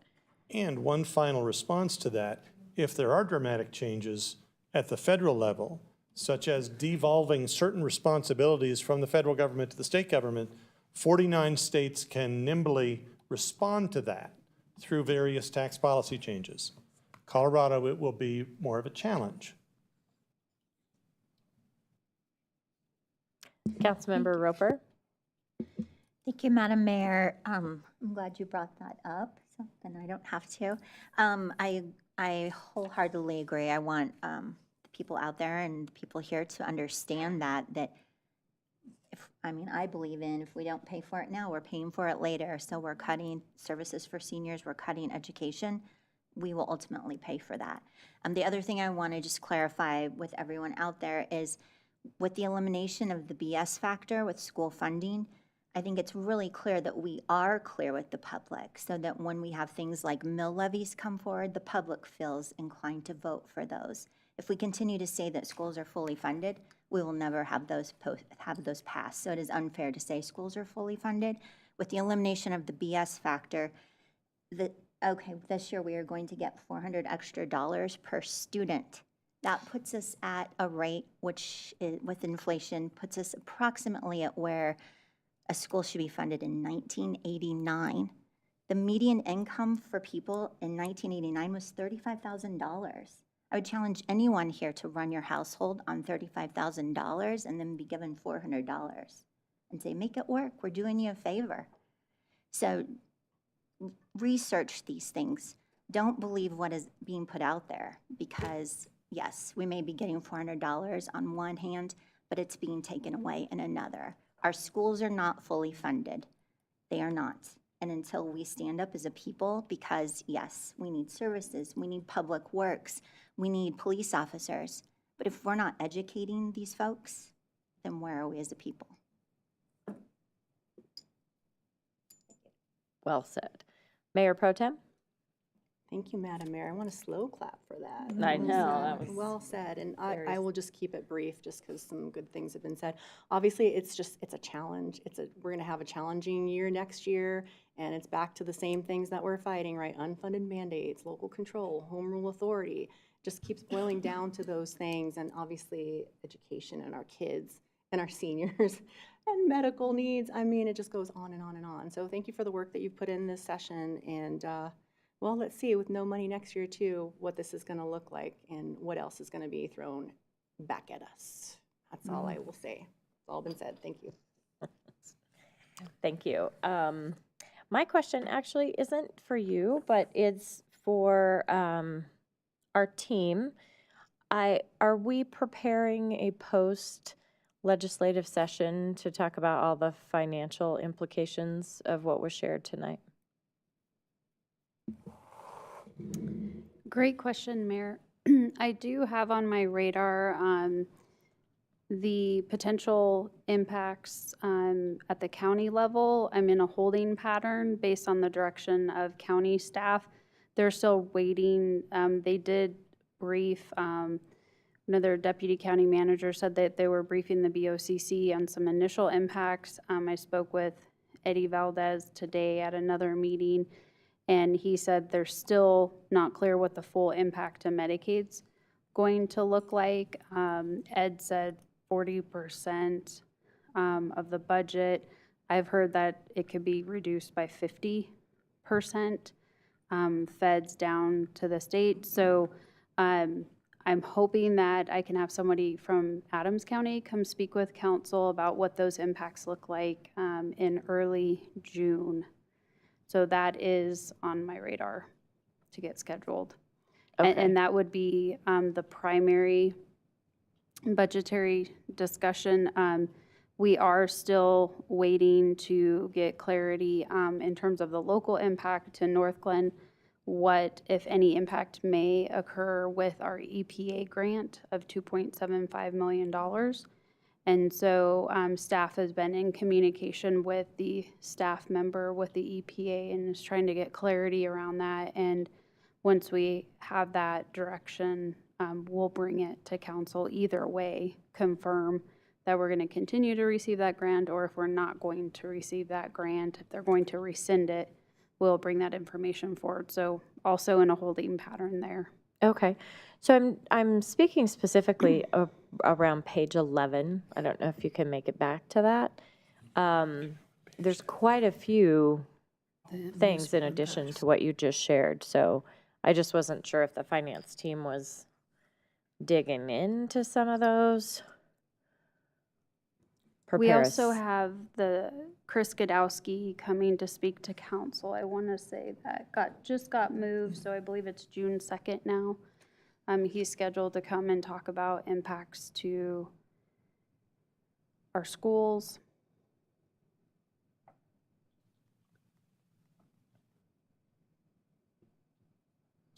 Well, and that's super important, so I'm really glad that the superintendent, this is the slide I was talking to. Yeah. So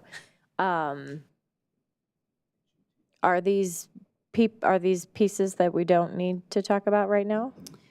Jason and I have spoken, and the plan was to capture certain reductions in terms of projections and the development of the 2026 budget. So because all of this is pretty recent, if council would like to have a conversation sooner, we can pivot and try to get something pulled together and bring you something sooner. I think what's concerning, and two council members have brought this up already, Councilmember Burns and Councilmember Roper, is if the messaging is not clear, then people are going to fill in, right, with their own narrative, and I think we need to get in front of that. We do have residents that are very curious about our budget, and when they read headlines, because I look at those and go, wow, that sounds like a lot of money. For us, it may not be that much, but I'd much rather have that conversation. So you're saying that you want to wait till we talk about the budget, so is that? Well, there's different pots of money. So Right. There's the federal pot, there's the state pot, and then there's local pot, for a lack of a better way to refer to the revenue sources. And so in terms of this slide and impacts, there are certain revenues that come to the city. So we were going to capture such as impacts to HUTF in revenue projections that are brought forward through the annual budget process. Education is a different pot, but clearly impacts to our community, right? The EPA grant, impact to a current project that's underway.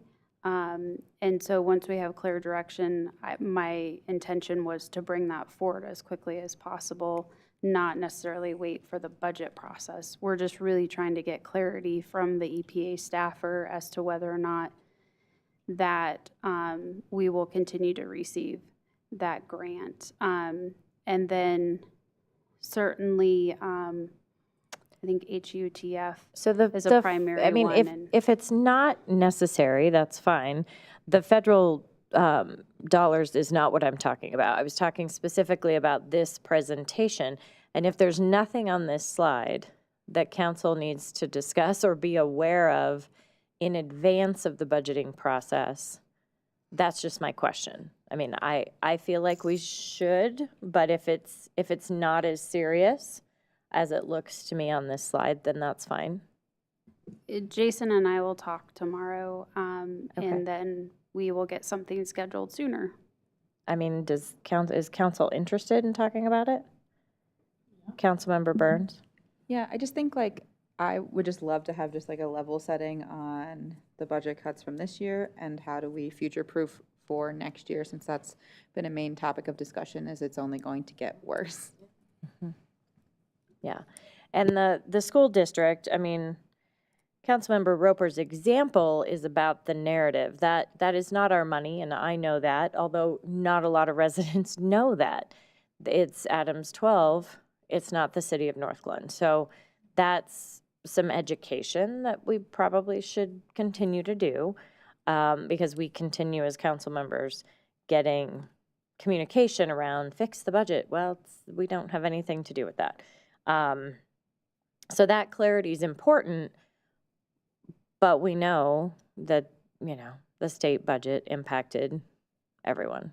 So that was just my question.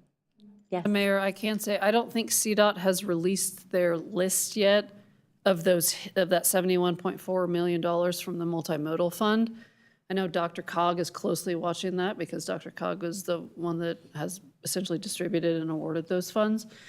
So I don't think we know the impact, at least specifically, of that hit.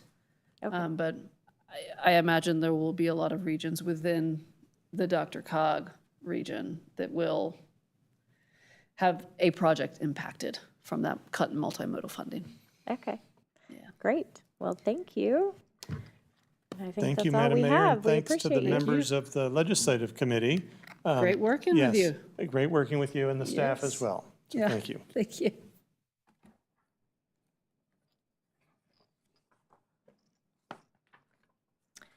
Moving to council communications, Councilmember Burns. Thank you, Madam Mayor. 7:50, Council Communications Team. Love this. All right, thank you to everyone who came and spoke a while ago, came out and shared their opinion and their voices with us and their concerns. Thank you so much. Happy belated Mother's Day to all of us. 73% of mothers with kids under the 18 are in the workforce. So we're going to call back to our child care proclamation a few weeks ago. And 42% of births are covered by Medicaid in this country. Just a fun facts for everybody. And then our youth commission, we had our celebratory end of school year meeting last week, and sent our seniors off. We wish them luck, and they voted on their new positions. We are a few members short to fill all of our board positions, so anyone out there who would like to join our youth commission, please do. Yeah, very excited, and that is all I have. Thank you. Great. Thank you. Councilmember Jaramillo. Thank you, Madam Mayor. I also wanted to wish a belated Mother's Day to everyone as well. Also, I want to thank everybody for accepting the proclamations and the presentations tonight. The dice board, thanks Riley for the book. I'll definitely be reading that, so thank you. Also, for all the peace officers and police for keeping our community safe day and night, thank you. And of course, Public Works for helping our city run around the clock. So thank you for all of them. And of course, Leslie Carrico, thanks for her years of service. And also Andy, I also got the pleasure of meeting him at the Primavera Art Show, which is still up. So I got to share some of those anecdotes about him growing up with Michael Stricker, and yeah, really cool. So thank you for him for his service on the Parks and Recreation Advisory Board. The only business I attended was the Beltron's Market. That was, sorry, let me pull up what it was. It was a small business week, crime prevention class. So and it was led by some of our law enforcement there. So it was good to meet with business owners and, enjoy a meal together from one of our North Glen small businesses. So that's all I have for tonight. Thank you.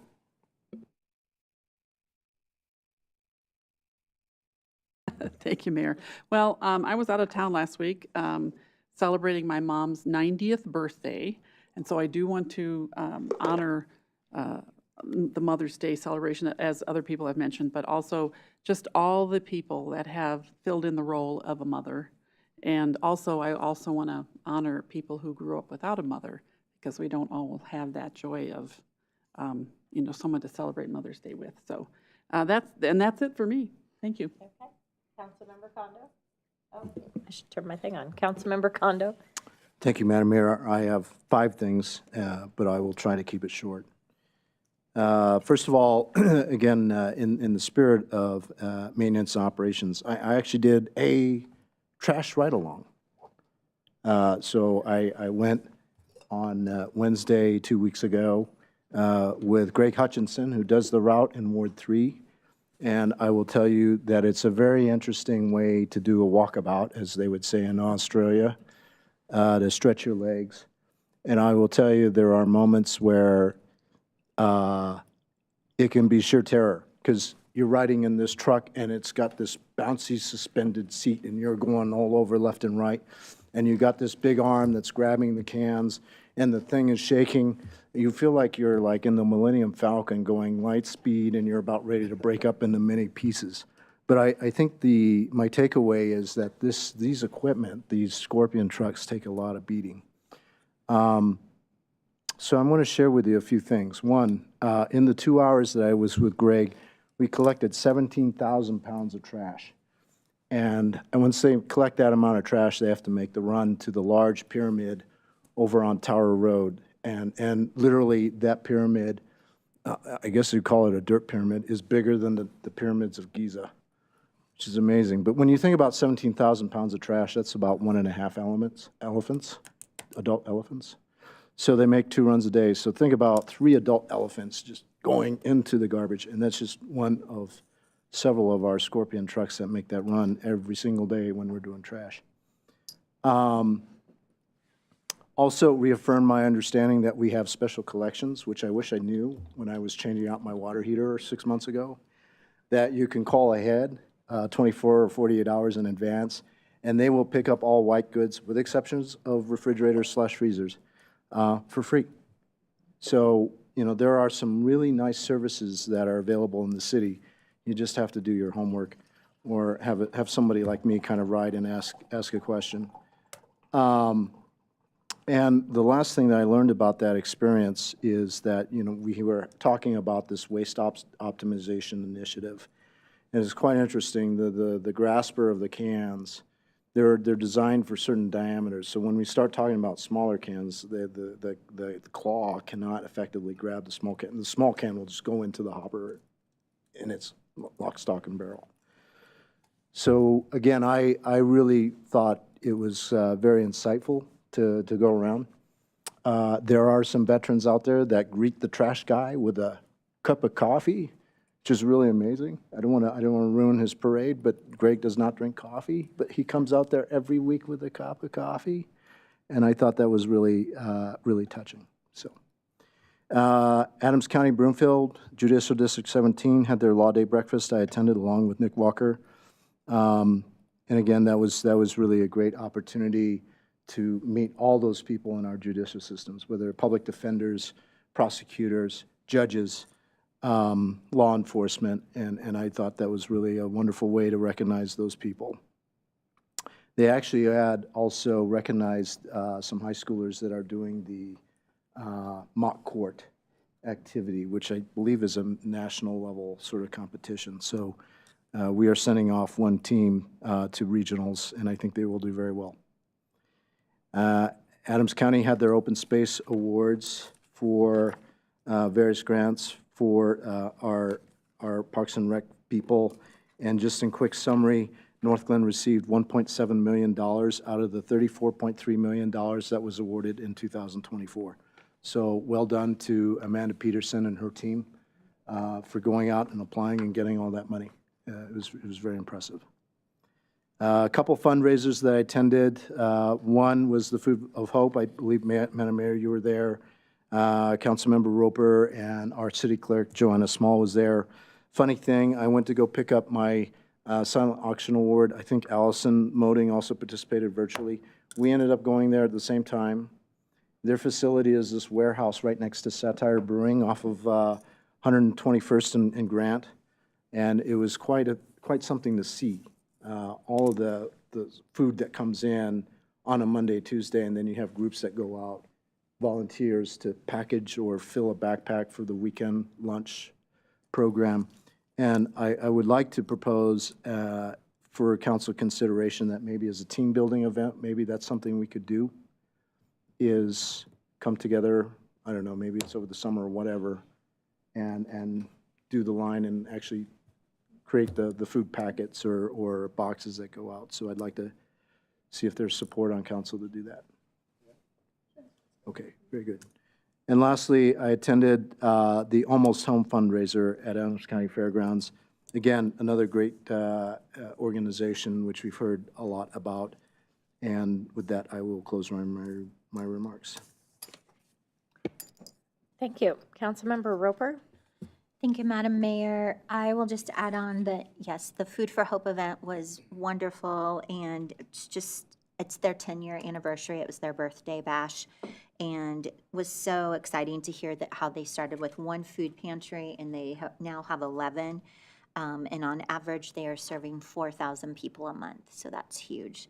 And they are a great supporter of our schools and of our communities, so thank you, Food for Hope. And that's all I have. Thank you. Mayor Pro Tem? Thank you, Madam Mayor. I did leave town, so I only have a couple of things, and some of them were mentioned. Attended the Adams County Open Space Awards. I'll just add that some of the things that the grant covered or went towards was an EV mower, the Greenway Trails Project, audio lighting and video safety enhancements, Danahay Park renovations, and the Smart Commute e-bike library and mobility hub. So that's interesting for everybody to know. It was Small Business Week, so as Councilmember Jaramillo mentioned, there was the Crime Prevention Lunch and Learn. I really love the partnership between our Economic Development Department, our small business, and our police department, especially when it comes around to thinking about ways to keep businesses safe and how to keep themselves safer. And they talked a little bit about some of the opportunities, such as the Ring Camera program, rebate program that's available for small businesses as well and homeowners. And then there was also the small business breakfast on Friday morning. So thanks to the Economic Development Department for putting that together. And then last but not least, we had our legislative update today, and we all heard about the update. So I will only add a couple of things that weren't mentioned. We will be looking at tracking or adding, I should say, more involvement and communication with our Weld County state reps, which we haven't done before, especially as we look at Section 36 and the potential development, whereas before it was just the wastewater treatment facility. So it's something we're looking forward to involving them in future events, breakfast, dinner, whatever that might look like. And then last but not least, we agreed to issue an RFP for lobbyists just because we haven't done that since 2019. So that will be coming around pretty soon. Thank you, Madam Mayor. Thank you. In addition to all the well wishes for Mother's Day, I wanted to congratulate all of our high school graduates. They in Adams 12 in the next week or two. There's going to be many, many, many graduation ceremonies and a lot of youth heading off into the world as young adults. Councilmember Roper and I both have seniors this year, so lots of fun ahead and probably tears too. I have a coffee with the mayor on Saturday. Please join me at Stonehawker. That's a fun location. It's just a relaxing way to kind of have some coffee and conversation. No program, nothing too serious, but please join us. And then finally, I wanted to congratulate Councilmember Jaramillo, I happened to be at the art gallery and saw all of your work. I know you had mentioned it was up there, but to see it in person, it's very, very beautiful, and it was just lovely to see, so congratulations. Well, thank you for that. I'm actually having a opening tomorrow, having my art in the Denver Art Museum, along with Chalk Chicano Humanities Arts Council. So That's you guys got amazing. some chance tomorrow. Thank you. Yeah, From that's 5 a till big 7:30 deal. tomorrow, if you guys can make it. Yeah, That's thank you. really cool. Appreciate that. Thank you for saying something. Okay. City Clerk Small, do you have any updates? Thank you, Madam Mayor. I do not have any updates tonight. Okay, City Manager Guyer? A reminder that it's Food Truck Carnival Week, and so there's going to be signage that's already posted about parking lot closures for the carnival to roll in. Michael Ringling had sent an email to council about your information in terms of getting a parking pass, whatnot. So please reference that email if you need it resent to you. Just nudge me and we'll get you that information for this weekend. Thanks. City Attorney Hoffman? Good evening, Madam Mayor, members of council. I feel like I would be remiss if I didn't mention, based on the legislative update from this session, that actually tomorrow the Colorado Supreme Court is hearing 2 cases involving local control related to municipal court penalty authorization. So when you look at some of the legislation that seeks to take away some of our local control related to municipal courts and municipal court penalty, the Supreme Court will be hearing 2 cases, one from Aurora and one from Westminster, addressing home rule authority in that regard. Great. Thank you for that update. All right, moving to the financial report, March 2025 update. Deputy City Manager Jason Loveland will present to council. Good evening.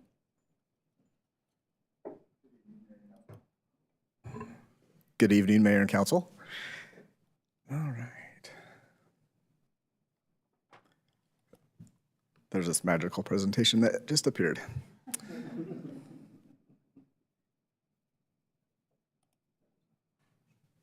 Do you want to?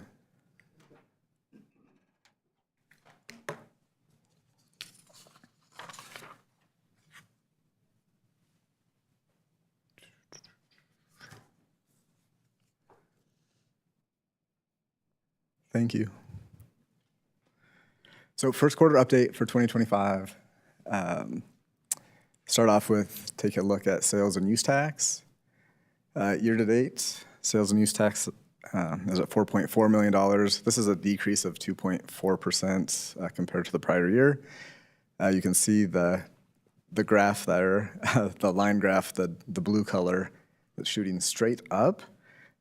We had a pretty low dip. I think I mentioned that at the last update. In January, we were down about 15%. February rebounded to be up about 13%. So net through those first couple of months, sales and use tax is down 2.4%. More updated number from last week, we're actually down about 1.4%. So we're kind of climbing out of being in the negative compared to last year. Talked to my peers in surrounding jurisdictions, kind of seeing similar things. I can't report their information, but plus or minus 1% is kind of a regional thing that we're hearing about on the sales tax side. Specifically within this number, food tax is actually up 8.4%. Nobody's noticed increased costs. When that happens, more tax is collected. So auto use tax is actually up 1.2%. We'll see how that trend continues over the year or not. Accommodations tax is up 4.7%, and then specifically sales tax on just regular goods is down 3.8% at the time of this report.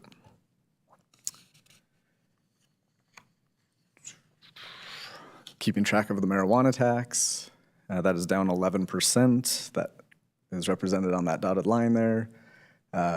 This is just a continuation of kind of what we've seen over the last several years.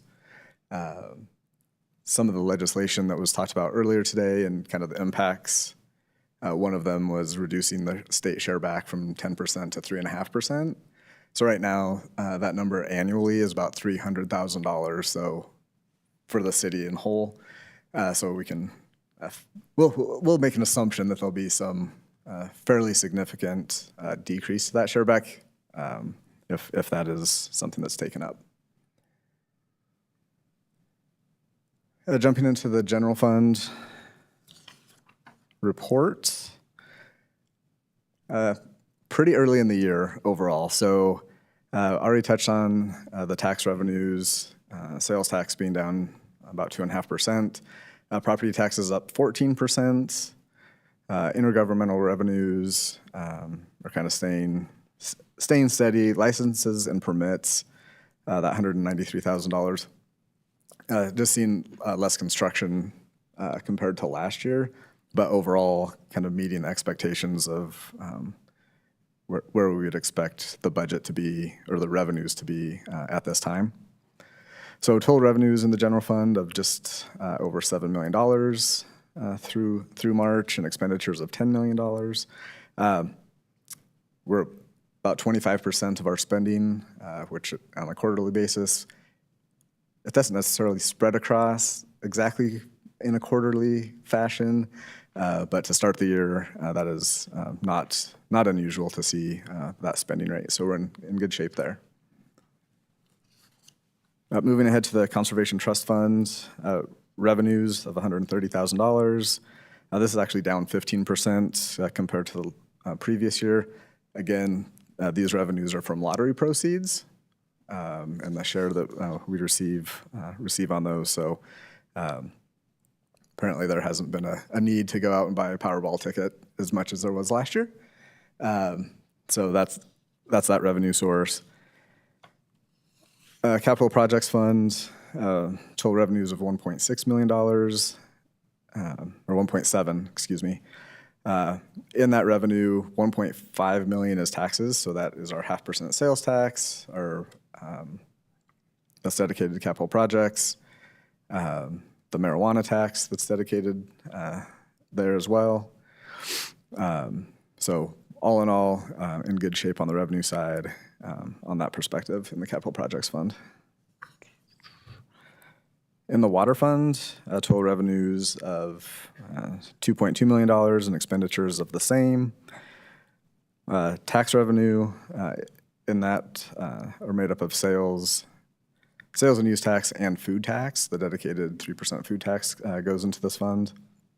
User charges and fees are relatively flat. Year-over-year consumption is actually flat through the first 3 months of the year regarding user charges. In the Wastewater Fund, $1.2 million of revenue, $650,000 of expenditures. All of the major categories of spending in line with what we'd expect for the budget. No significant changes to user charges and fees. In the Stormwater Fund, revenues of $97,000, comparable to the previous year, and expenditures of $286,000. That's specific to the evaluation of our stormwater system project. And then in the Sanitation Fund, revenues of $403,000, expenditures of just over $650,000. Really no changes seen in the Sanitation Fund regarding revenue. Recycling revenue is down about 15%.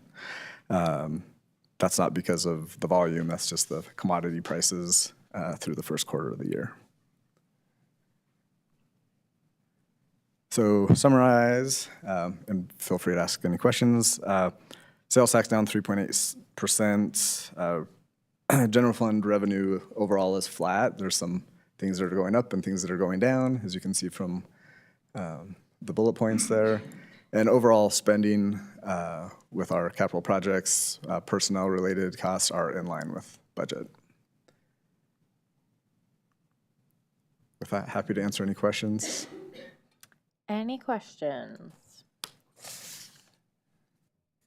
No. None tonight. Okay, great, fantastic. Thank you so much. Thank you. Is there a motion to approve the consent agenda? So moved. Can we get a second? Second. Please open the vote. The vote is open. Please vote.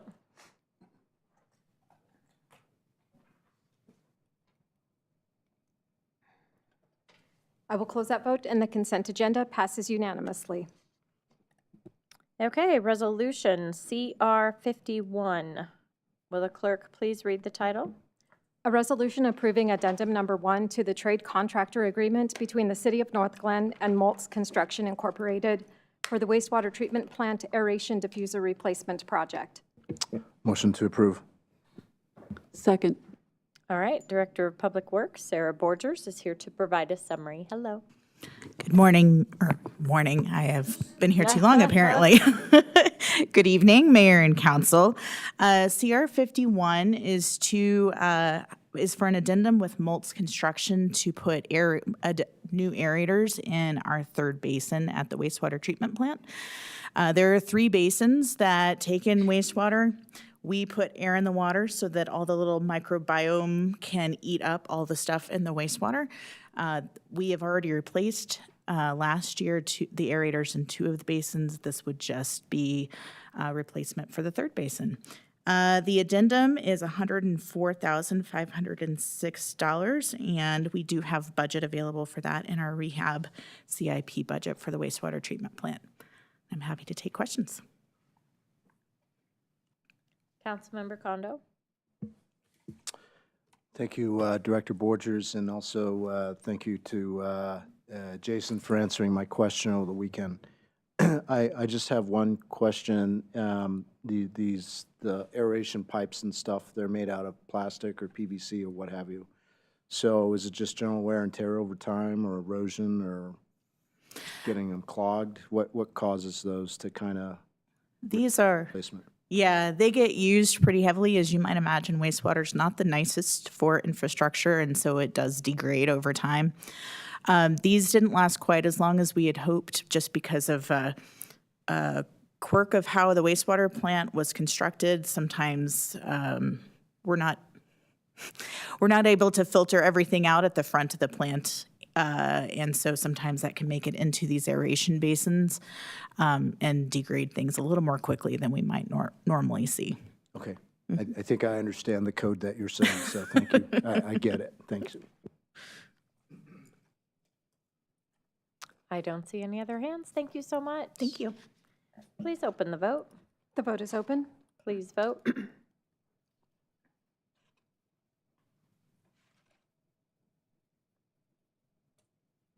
I will close that vote, and CR 51 passes unanimously. I will now recess the regular City Council meeting and call to order a meeting of the Marijuana Licensing Authority. Will the clerk please call the roll? Mayor Leidy. Here. Mayor Pro Tem Luke Manjero-Massa. Here. Councilmember Burns. Here. Councilmember Jaramillo. Here. Councilmember Kondo. Here. Councilmember Roper. Here. Councilmember Goff. Here. Councilmember Nowicki is absent, and Councilmember Walker is absent. Thank you. Is there a motion to approve the minutes of the April 28th, 2025 meeting? Motion to approve minutes. Seconded. Please open the vote. The vote is open. I will close that vote, and the April 28th, 2025 meeting minutes are approved unanimously. Great. So we're meeting tonight for an annual renewal application. City Clerk Small, can you please provide a summary of this item? Yes, thank you, Madam Mayor. So the item before the council, who's serving in your capacity as the Marijuana Licensing Authority, is the annual renewal application from Fresh Organic LLC. They are requesting the renewal of their medical and retail marijuana business licenses for the premises that was formerly located at 11450 Cherokee Street, units A4 through A7. If you'll remember from the last meeting, the renewal application is not eligible for administrative approval due to the licensee no longer having legal possession of the licensed premises. Their lease has expired. So at the April 28th meeting, City Council directed the City Attorney to draft a notice of hearing to be issued to the licensee. The notice is included in the packet, and it would set a hearing for June 9th, 2025 at 6 p.m. or as soon thereafter as the matter may be heard. A hearing is required if City Council should take action to not renew a license. So that is why staff has requested that a notice of hearing be issued to the licensee. Staff recommends that council approve the issuance of the notice, and sample language is included in the staff report. And we're happy to answer any questions. Do we have any questions for City Clerk Small? Okay, so it's pretty straightforward. We need to issue the notice of hearing. So can we get a motion outlined in your sample language on page 1?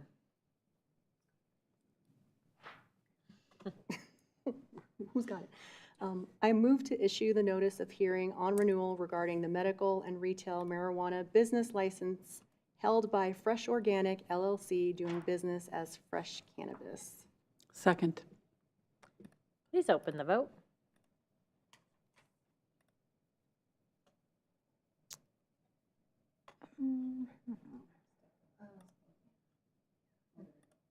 It refreshes. Okay, now the vote should be open. Please vote. I will close that motion, or that vote, and the motion to issue the notice of hearing passes unanimously. Thank you. All right, I will now adjourn the meeting of the Marijuana Licensing Authority and reconvene the regular City Council meeting. We have one discussion item tonight, Irma Drive and Malley Drive intersection safety.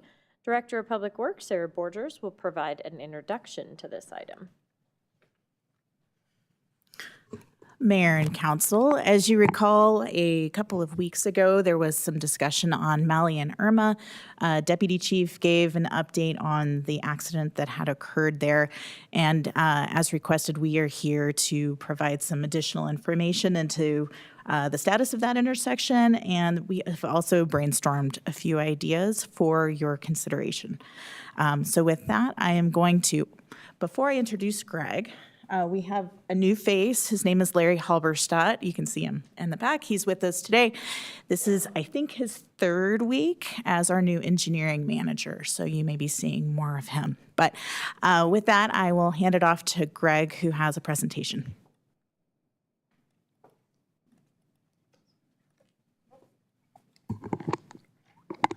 Good evening, Madam Mayor and City Council.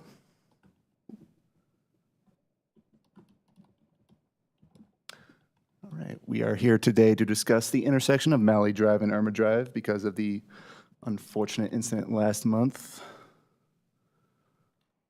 So mitigation work completed at or near the intersection in the past couple of years. We did some traffic calming, lane striping on both Malley Drive and Irma Drive.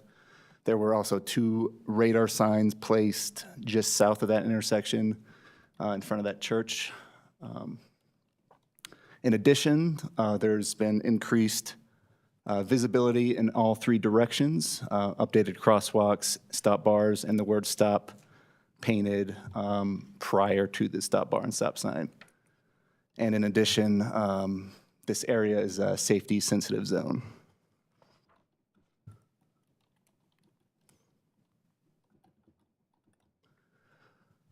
Here's some visuals of some before and after. This is Malley Drive approach before and after 2022 on the left and 2025 on the right. You can see the striping, the word stop, the shared bike lanes as well.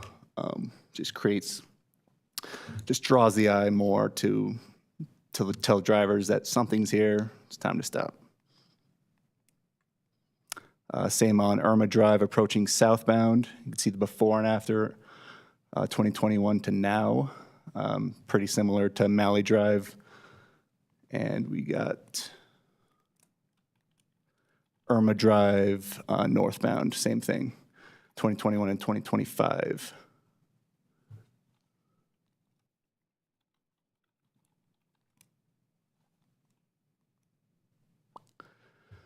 I know there are some questions about classification of roadways, how we can describe both Irma Drive and Malley Drive is that decades ago they were designed as residential streets. Due to population increase, they are currently acting as collector streets. So what I mean by that is residential streets typically have back out driveways, on-street parking, where collectors do not. And with collectors, we typically see annual or average daily traffic over 2,500 vehicles a day. And we have Irma Drive at 4,000 to 4,500 vehicles per day, which is more collector than residential. And same with Malley Drive. The only difference is Malley Drive has about 2,000 to 2,500 vehicles per day. So they're designed as residential streets, but they are acting as collector streets.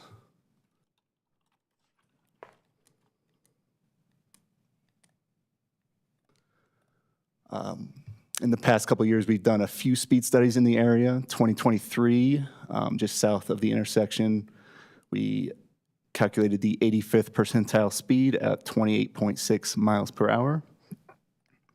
In addition, with our Urban SDK software, Irma Drive northbound towards Malley, towards the stop sign, the 85th percentile speed is calculated at 27 miles per hour.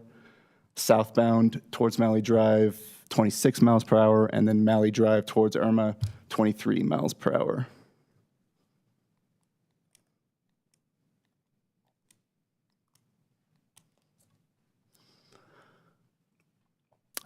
And on top of that, we have some intersection crash history. This is the past 5 years. 2022, there was a vehicle traveling northbound on Irma that hit a vehicle turning from Malley Drive. 2023, a vehicle traveling northbound on Irma, turning left onto Malley, hit a stop sign and then ran, hit and run.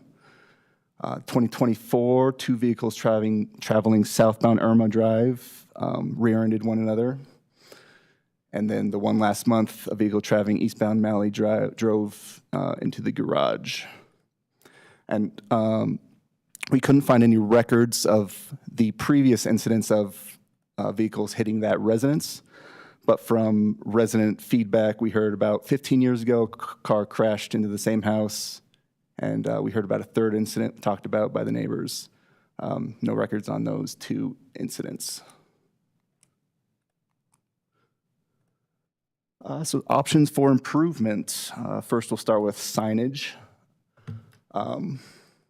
There's LED stop signs. They're just the stop signs now, but they have LED borders along that flash, bringing more attention to the stop sign. There's the double arrow sign, which you can see in this picture. It would be directly in front of the Malley eastbound lane. There's also the option of larger stop signs. The current stop signs, I believe, are 30 inches by 30 inches. Larger stop signs would be 48 inches by 48 inches, so about a 50% increase, roughly. We could also do stop signs on both sides of the roadway to bring greater attention. In addition, stop sign ahead signs prior to the stop sign. And last but not least, reflective signposts, which are placed on the signposts, so it takes it from a metal post look to a reflective red or reflective yellow look. Just brings more attention to the signs.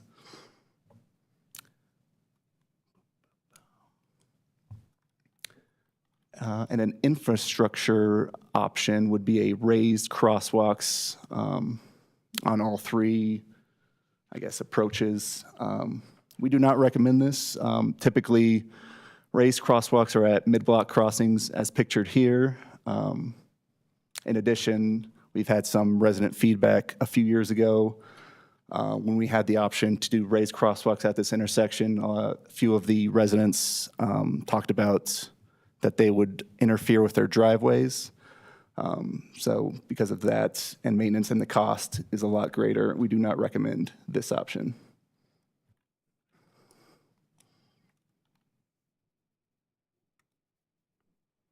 Well, there we go. One right click. Any questions? Councilmember Goff? Thank you, Mayor. So a couple of questions. Could you just remind me and everyone else, I think I remember properly, but what was the cause of the incident that happened this year, that when the car ended up in the garage? I am not Do you remember? completely sure. I will defer to Chief May.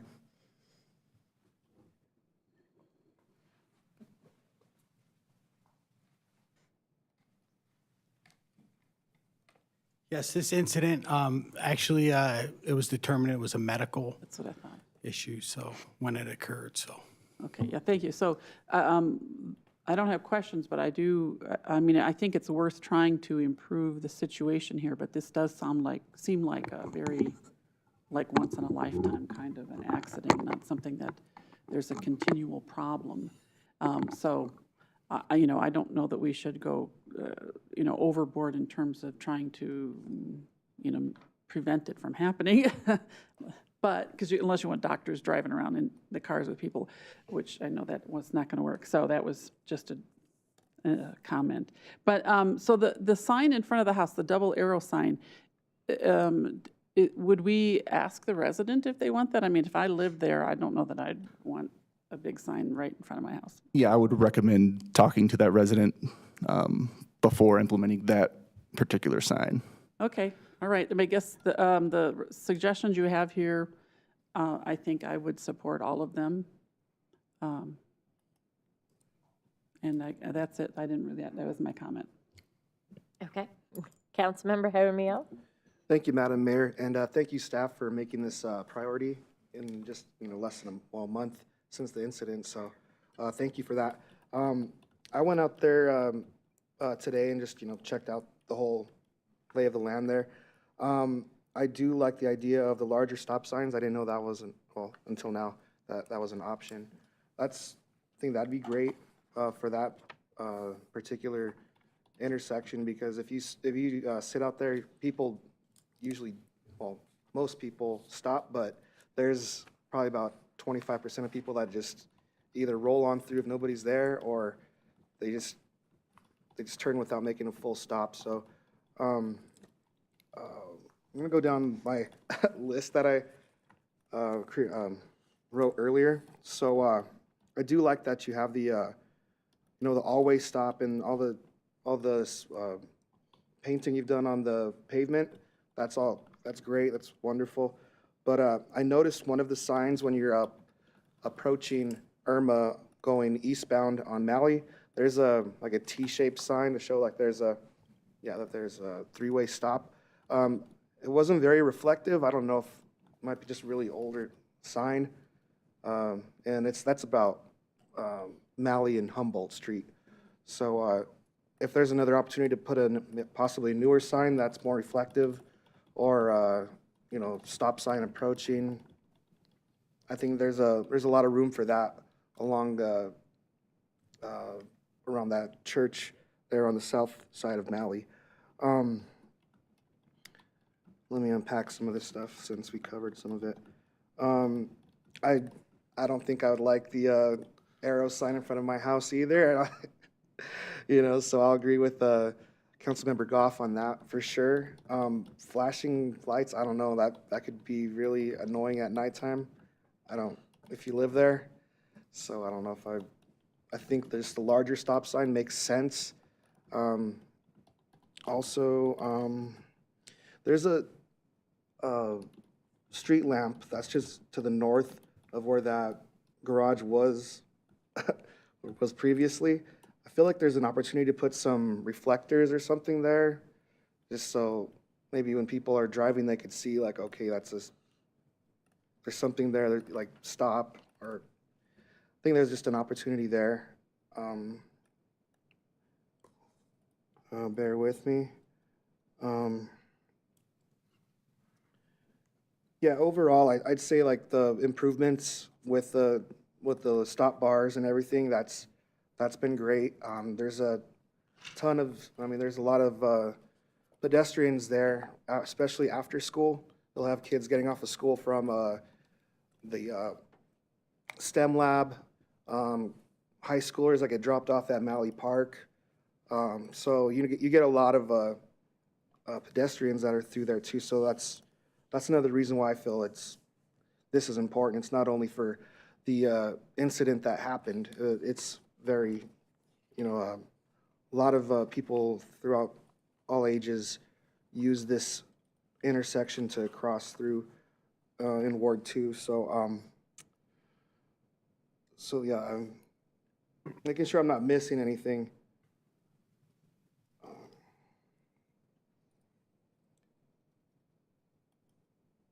Yeah, but I would just recommend that as just the more reflective sign for that one that's already there, possibly something else that, catches the driver's attention, because I'm sure that sign, if you showed people, they'd be like, what sign? They'd probably, if you asked them, because I really haven't noticed until, this became a topic. So that's my, well, I want to thank you guys again. I appreciate it. But other than that, thank you. Councilmember Burns? Thank you, Madam Mayor. So I drive this road every day because I have a student at Malley Elementary. And so I think just a larger stop sign would probably be effective since cars do tend to park there, especially around drop off and pickup. So that just might be helpful, just like a larger sign because sometimes people do park all the way up, depending on what events are going on at Malley. But yeah, I think maybe just a larger stop sign will work there. Otherwise, the striping and everything looks great. Love it. Thanks. Councilmember Kondo? Thank you, Madam Mayor. Certainly, I'm in agreement with your recommendations on slide 10. It sounds like, and if you'll bear with me, Councilmember Yaramil, I don't think these lights, even the LED lights, shouldn't be so obnoxious, I would assume, and the reflective posts are just that. They're just going to reflect lights back from the headlight. They're not illuminated. Correct. Is that correct? Okay. And certainly what Dr. Goff suggested, in regards to the yellow two-way sign, maybe the resident would want that. But certainly, I would be in favor of making sure that the resident has a say in that decision-making. Thank you. Mayor Pro Tem? Thank you, Madam Mayor. Am I looking at the map correctly? Is the two-way sign in front of the house that was actually hit? It would be Okay. correct. All right. I mean, yeah, it's definitely up to the resident, but the resident also was very concerned, so they'd probably be open to something like this. I think I am in agreement. I think the flashing stop signs catch your eye a little bit more, as well as the reflections, so I think these ideas are good. I was actually surprised there weren't more accidents than what you listed. That's a good thing. However, being, in school and residential area and originally supposed to be residential, but now it's a collector, so that amount of traffic, I think, will continue to be a problem in addition to what happened. So I think preemptively, these are good things for a start. Thank you. Yeah, thank you for this work and all the background that goes with it. That really helps us make a good decision. These stop signs are cool. I think we should use those. And I don't know, I'm not quite sure the purpose of the double arrow. It maybe helps people see that you can't drive into that house. I don't know. I think the illuminated stop signs and bigger stop signs are a good idea because I know they have some issues there with people running the stop sign. So I think that's great. Thank you for all this background. Do you need anything else from us? I don't believe so. We're looking for council consensus, which I think we're hearing we do have council consensus. Yep. I guess the one clarification I would want is larger stop signs or LED stop signs would be, I guess, Oh, you can't have both. the only clarification there. Bigger lit up ones.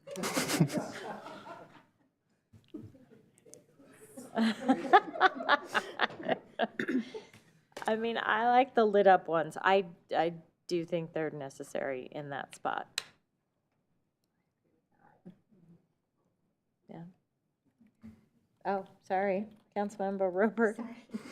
I just have a question, because I do want to make sure that we are talking to the people who live there first before we install the flashing lights. Is there a timer on them where after 9 PM, 10 PM, they would be shut off? Is that a possibility at all? It can be a possibility, but I imagine we would want them on Yeah. 24/7. We want them with Well, I the, know, but I just wouldn't want to be in my bed seeing. well, I don't know that they flash. Do they flash, or is it just an LED light around it? I think we were looking at the stop signs that actually have, I think they have like a LED, just a small LED at each corner. Okay. And they are active 24 hours a day. I believe that we can look at, there are a number of different manufacturers, and I think that some of them actually have like a dimming technology so that when it gets dark out, the intensity of those lights goes down and it's not as bright during the dark hours at night. So that's probably something that if we wanted to move in that direction, you might want to think about. Yeah, I mean, that makes sense. I can just imagine, though, that after dark, that's when they're missing the stop sign. I don't want us to get into a speed bump. We didn't want these. I just want to make sure we hear our residents before we. Is there, it looks like there's a difference between slide 10 and slide 12, so there's only one stop sign in slide 12, so that's the one, I mean, is that what we're agreeing on? One LED stop sign, not two? So maybe it won't be as, I think I've seen those light up stop signs where they're not that bright, and I don't think they flash, right? No. They just kind of glow. The ones that some of them flash. I don't recall off the top of my head if they flash or if they glow.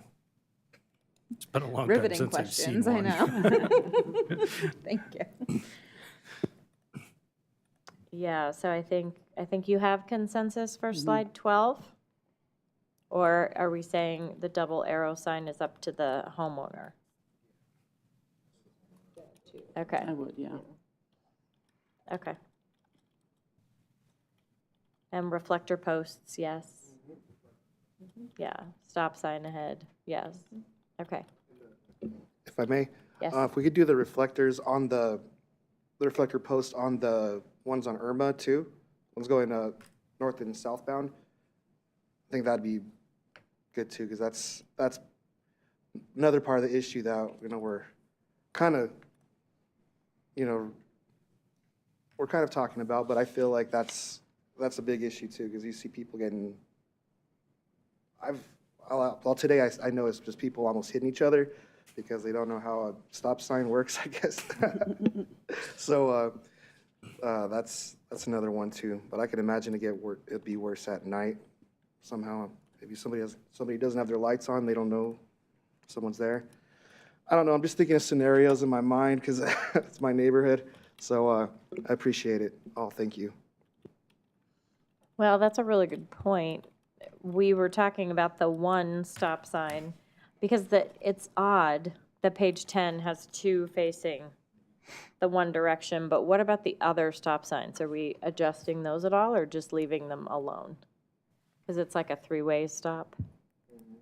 So I guess here's the picture that would show just a single stop sign with the LEDs on it. You could do So that one was two. confusing to me because it's two stop signs for the same direction of traffic. My question is, the other stop signs that are on Irma, are those going to be the same? That would be, we could if you want, and my recommendation would probably be to do all legs of this intersection the same, with the same types of stop signs, the same size, and dual stop signs on both sides, if that's what council's direction is. Okay, well, I do have a, Yeah, so on page 10, is that, or even 12, is that what's being recommended when we look at, this one just says LED stop sign, as if it's just one of them? Are we putting those on all three sides? I would probably recommend doing all three sides Okay, the same. okay, that's the question. Councilmember. So my comment for consideration is, so if you just did the one that was on Malley, it's on the corner where there's like a big empty field, so I don't think the lights will bother people. If you put them on the Irma side, it is going to be like in front of people's houses, so I don't know if that's a consideration that might be people think of. I don't know, like, we've had this discussion, how bright these are, I don't know. I think people are more likely to run them on Irma, and I'm sure Chief has data to show that, because it's a speed-sensitive zone. Slide 9 I'm says fine that either way, but that's just a. 3, like how many, 1, 2, 3 of the 4 accidents listed are on Irma. Yeah, Yeah, so I think. so just not the double. So that one technically will be flipped to the side. Does that make sense? It's just an odd image, maybe. Somewhere. And we're done. Okay, Nothing. that's okay. Which slide are you trying to go to? I think this one with just one sign. So you're thinking just a sign on one side on all three corners that's Yes. illuminated, Yes, but on all 3 corners, but on all three corners. yeah. And then we'll check with the property owner about whether, Okay, what his feelings are on the double arrow sign perfect. before we just Okay. go plop it up there. That's just clarity. Now we're all on the same page. I Thank you. think so. Thank you. Thank you.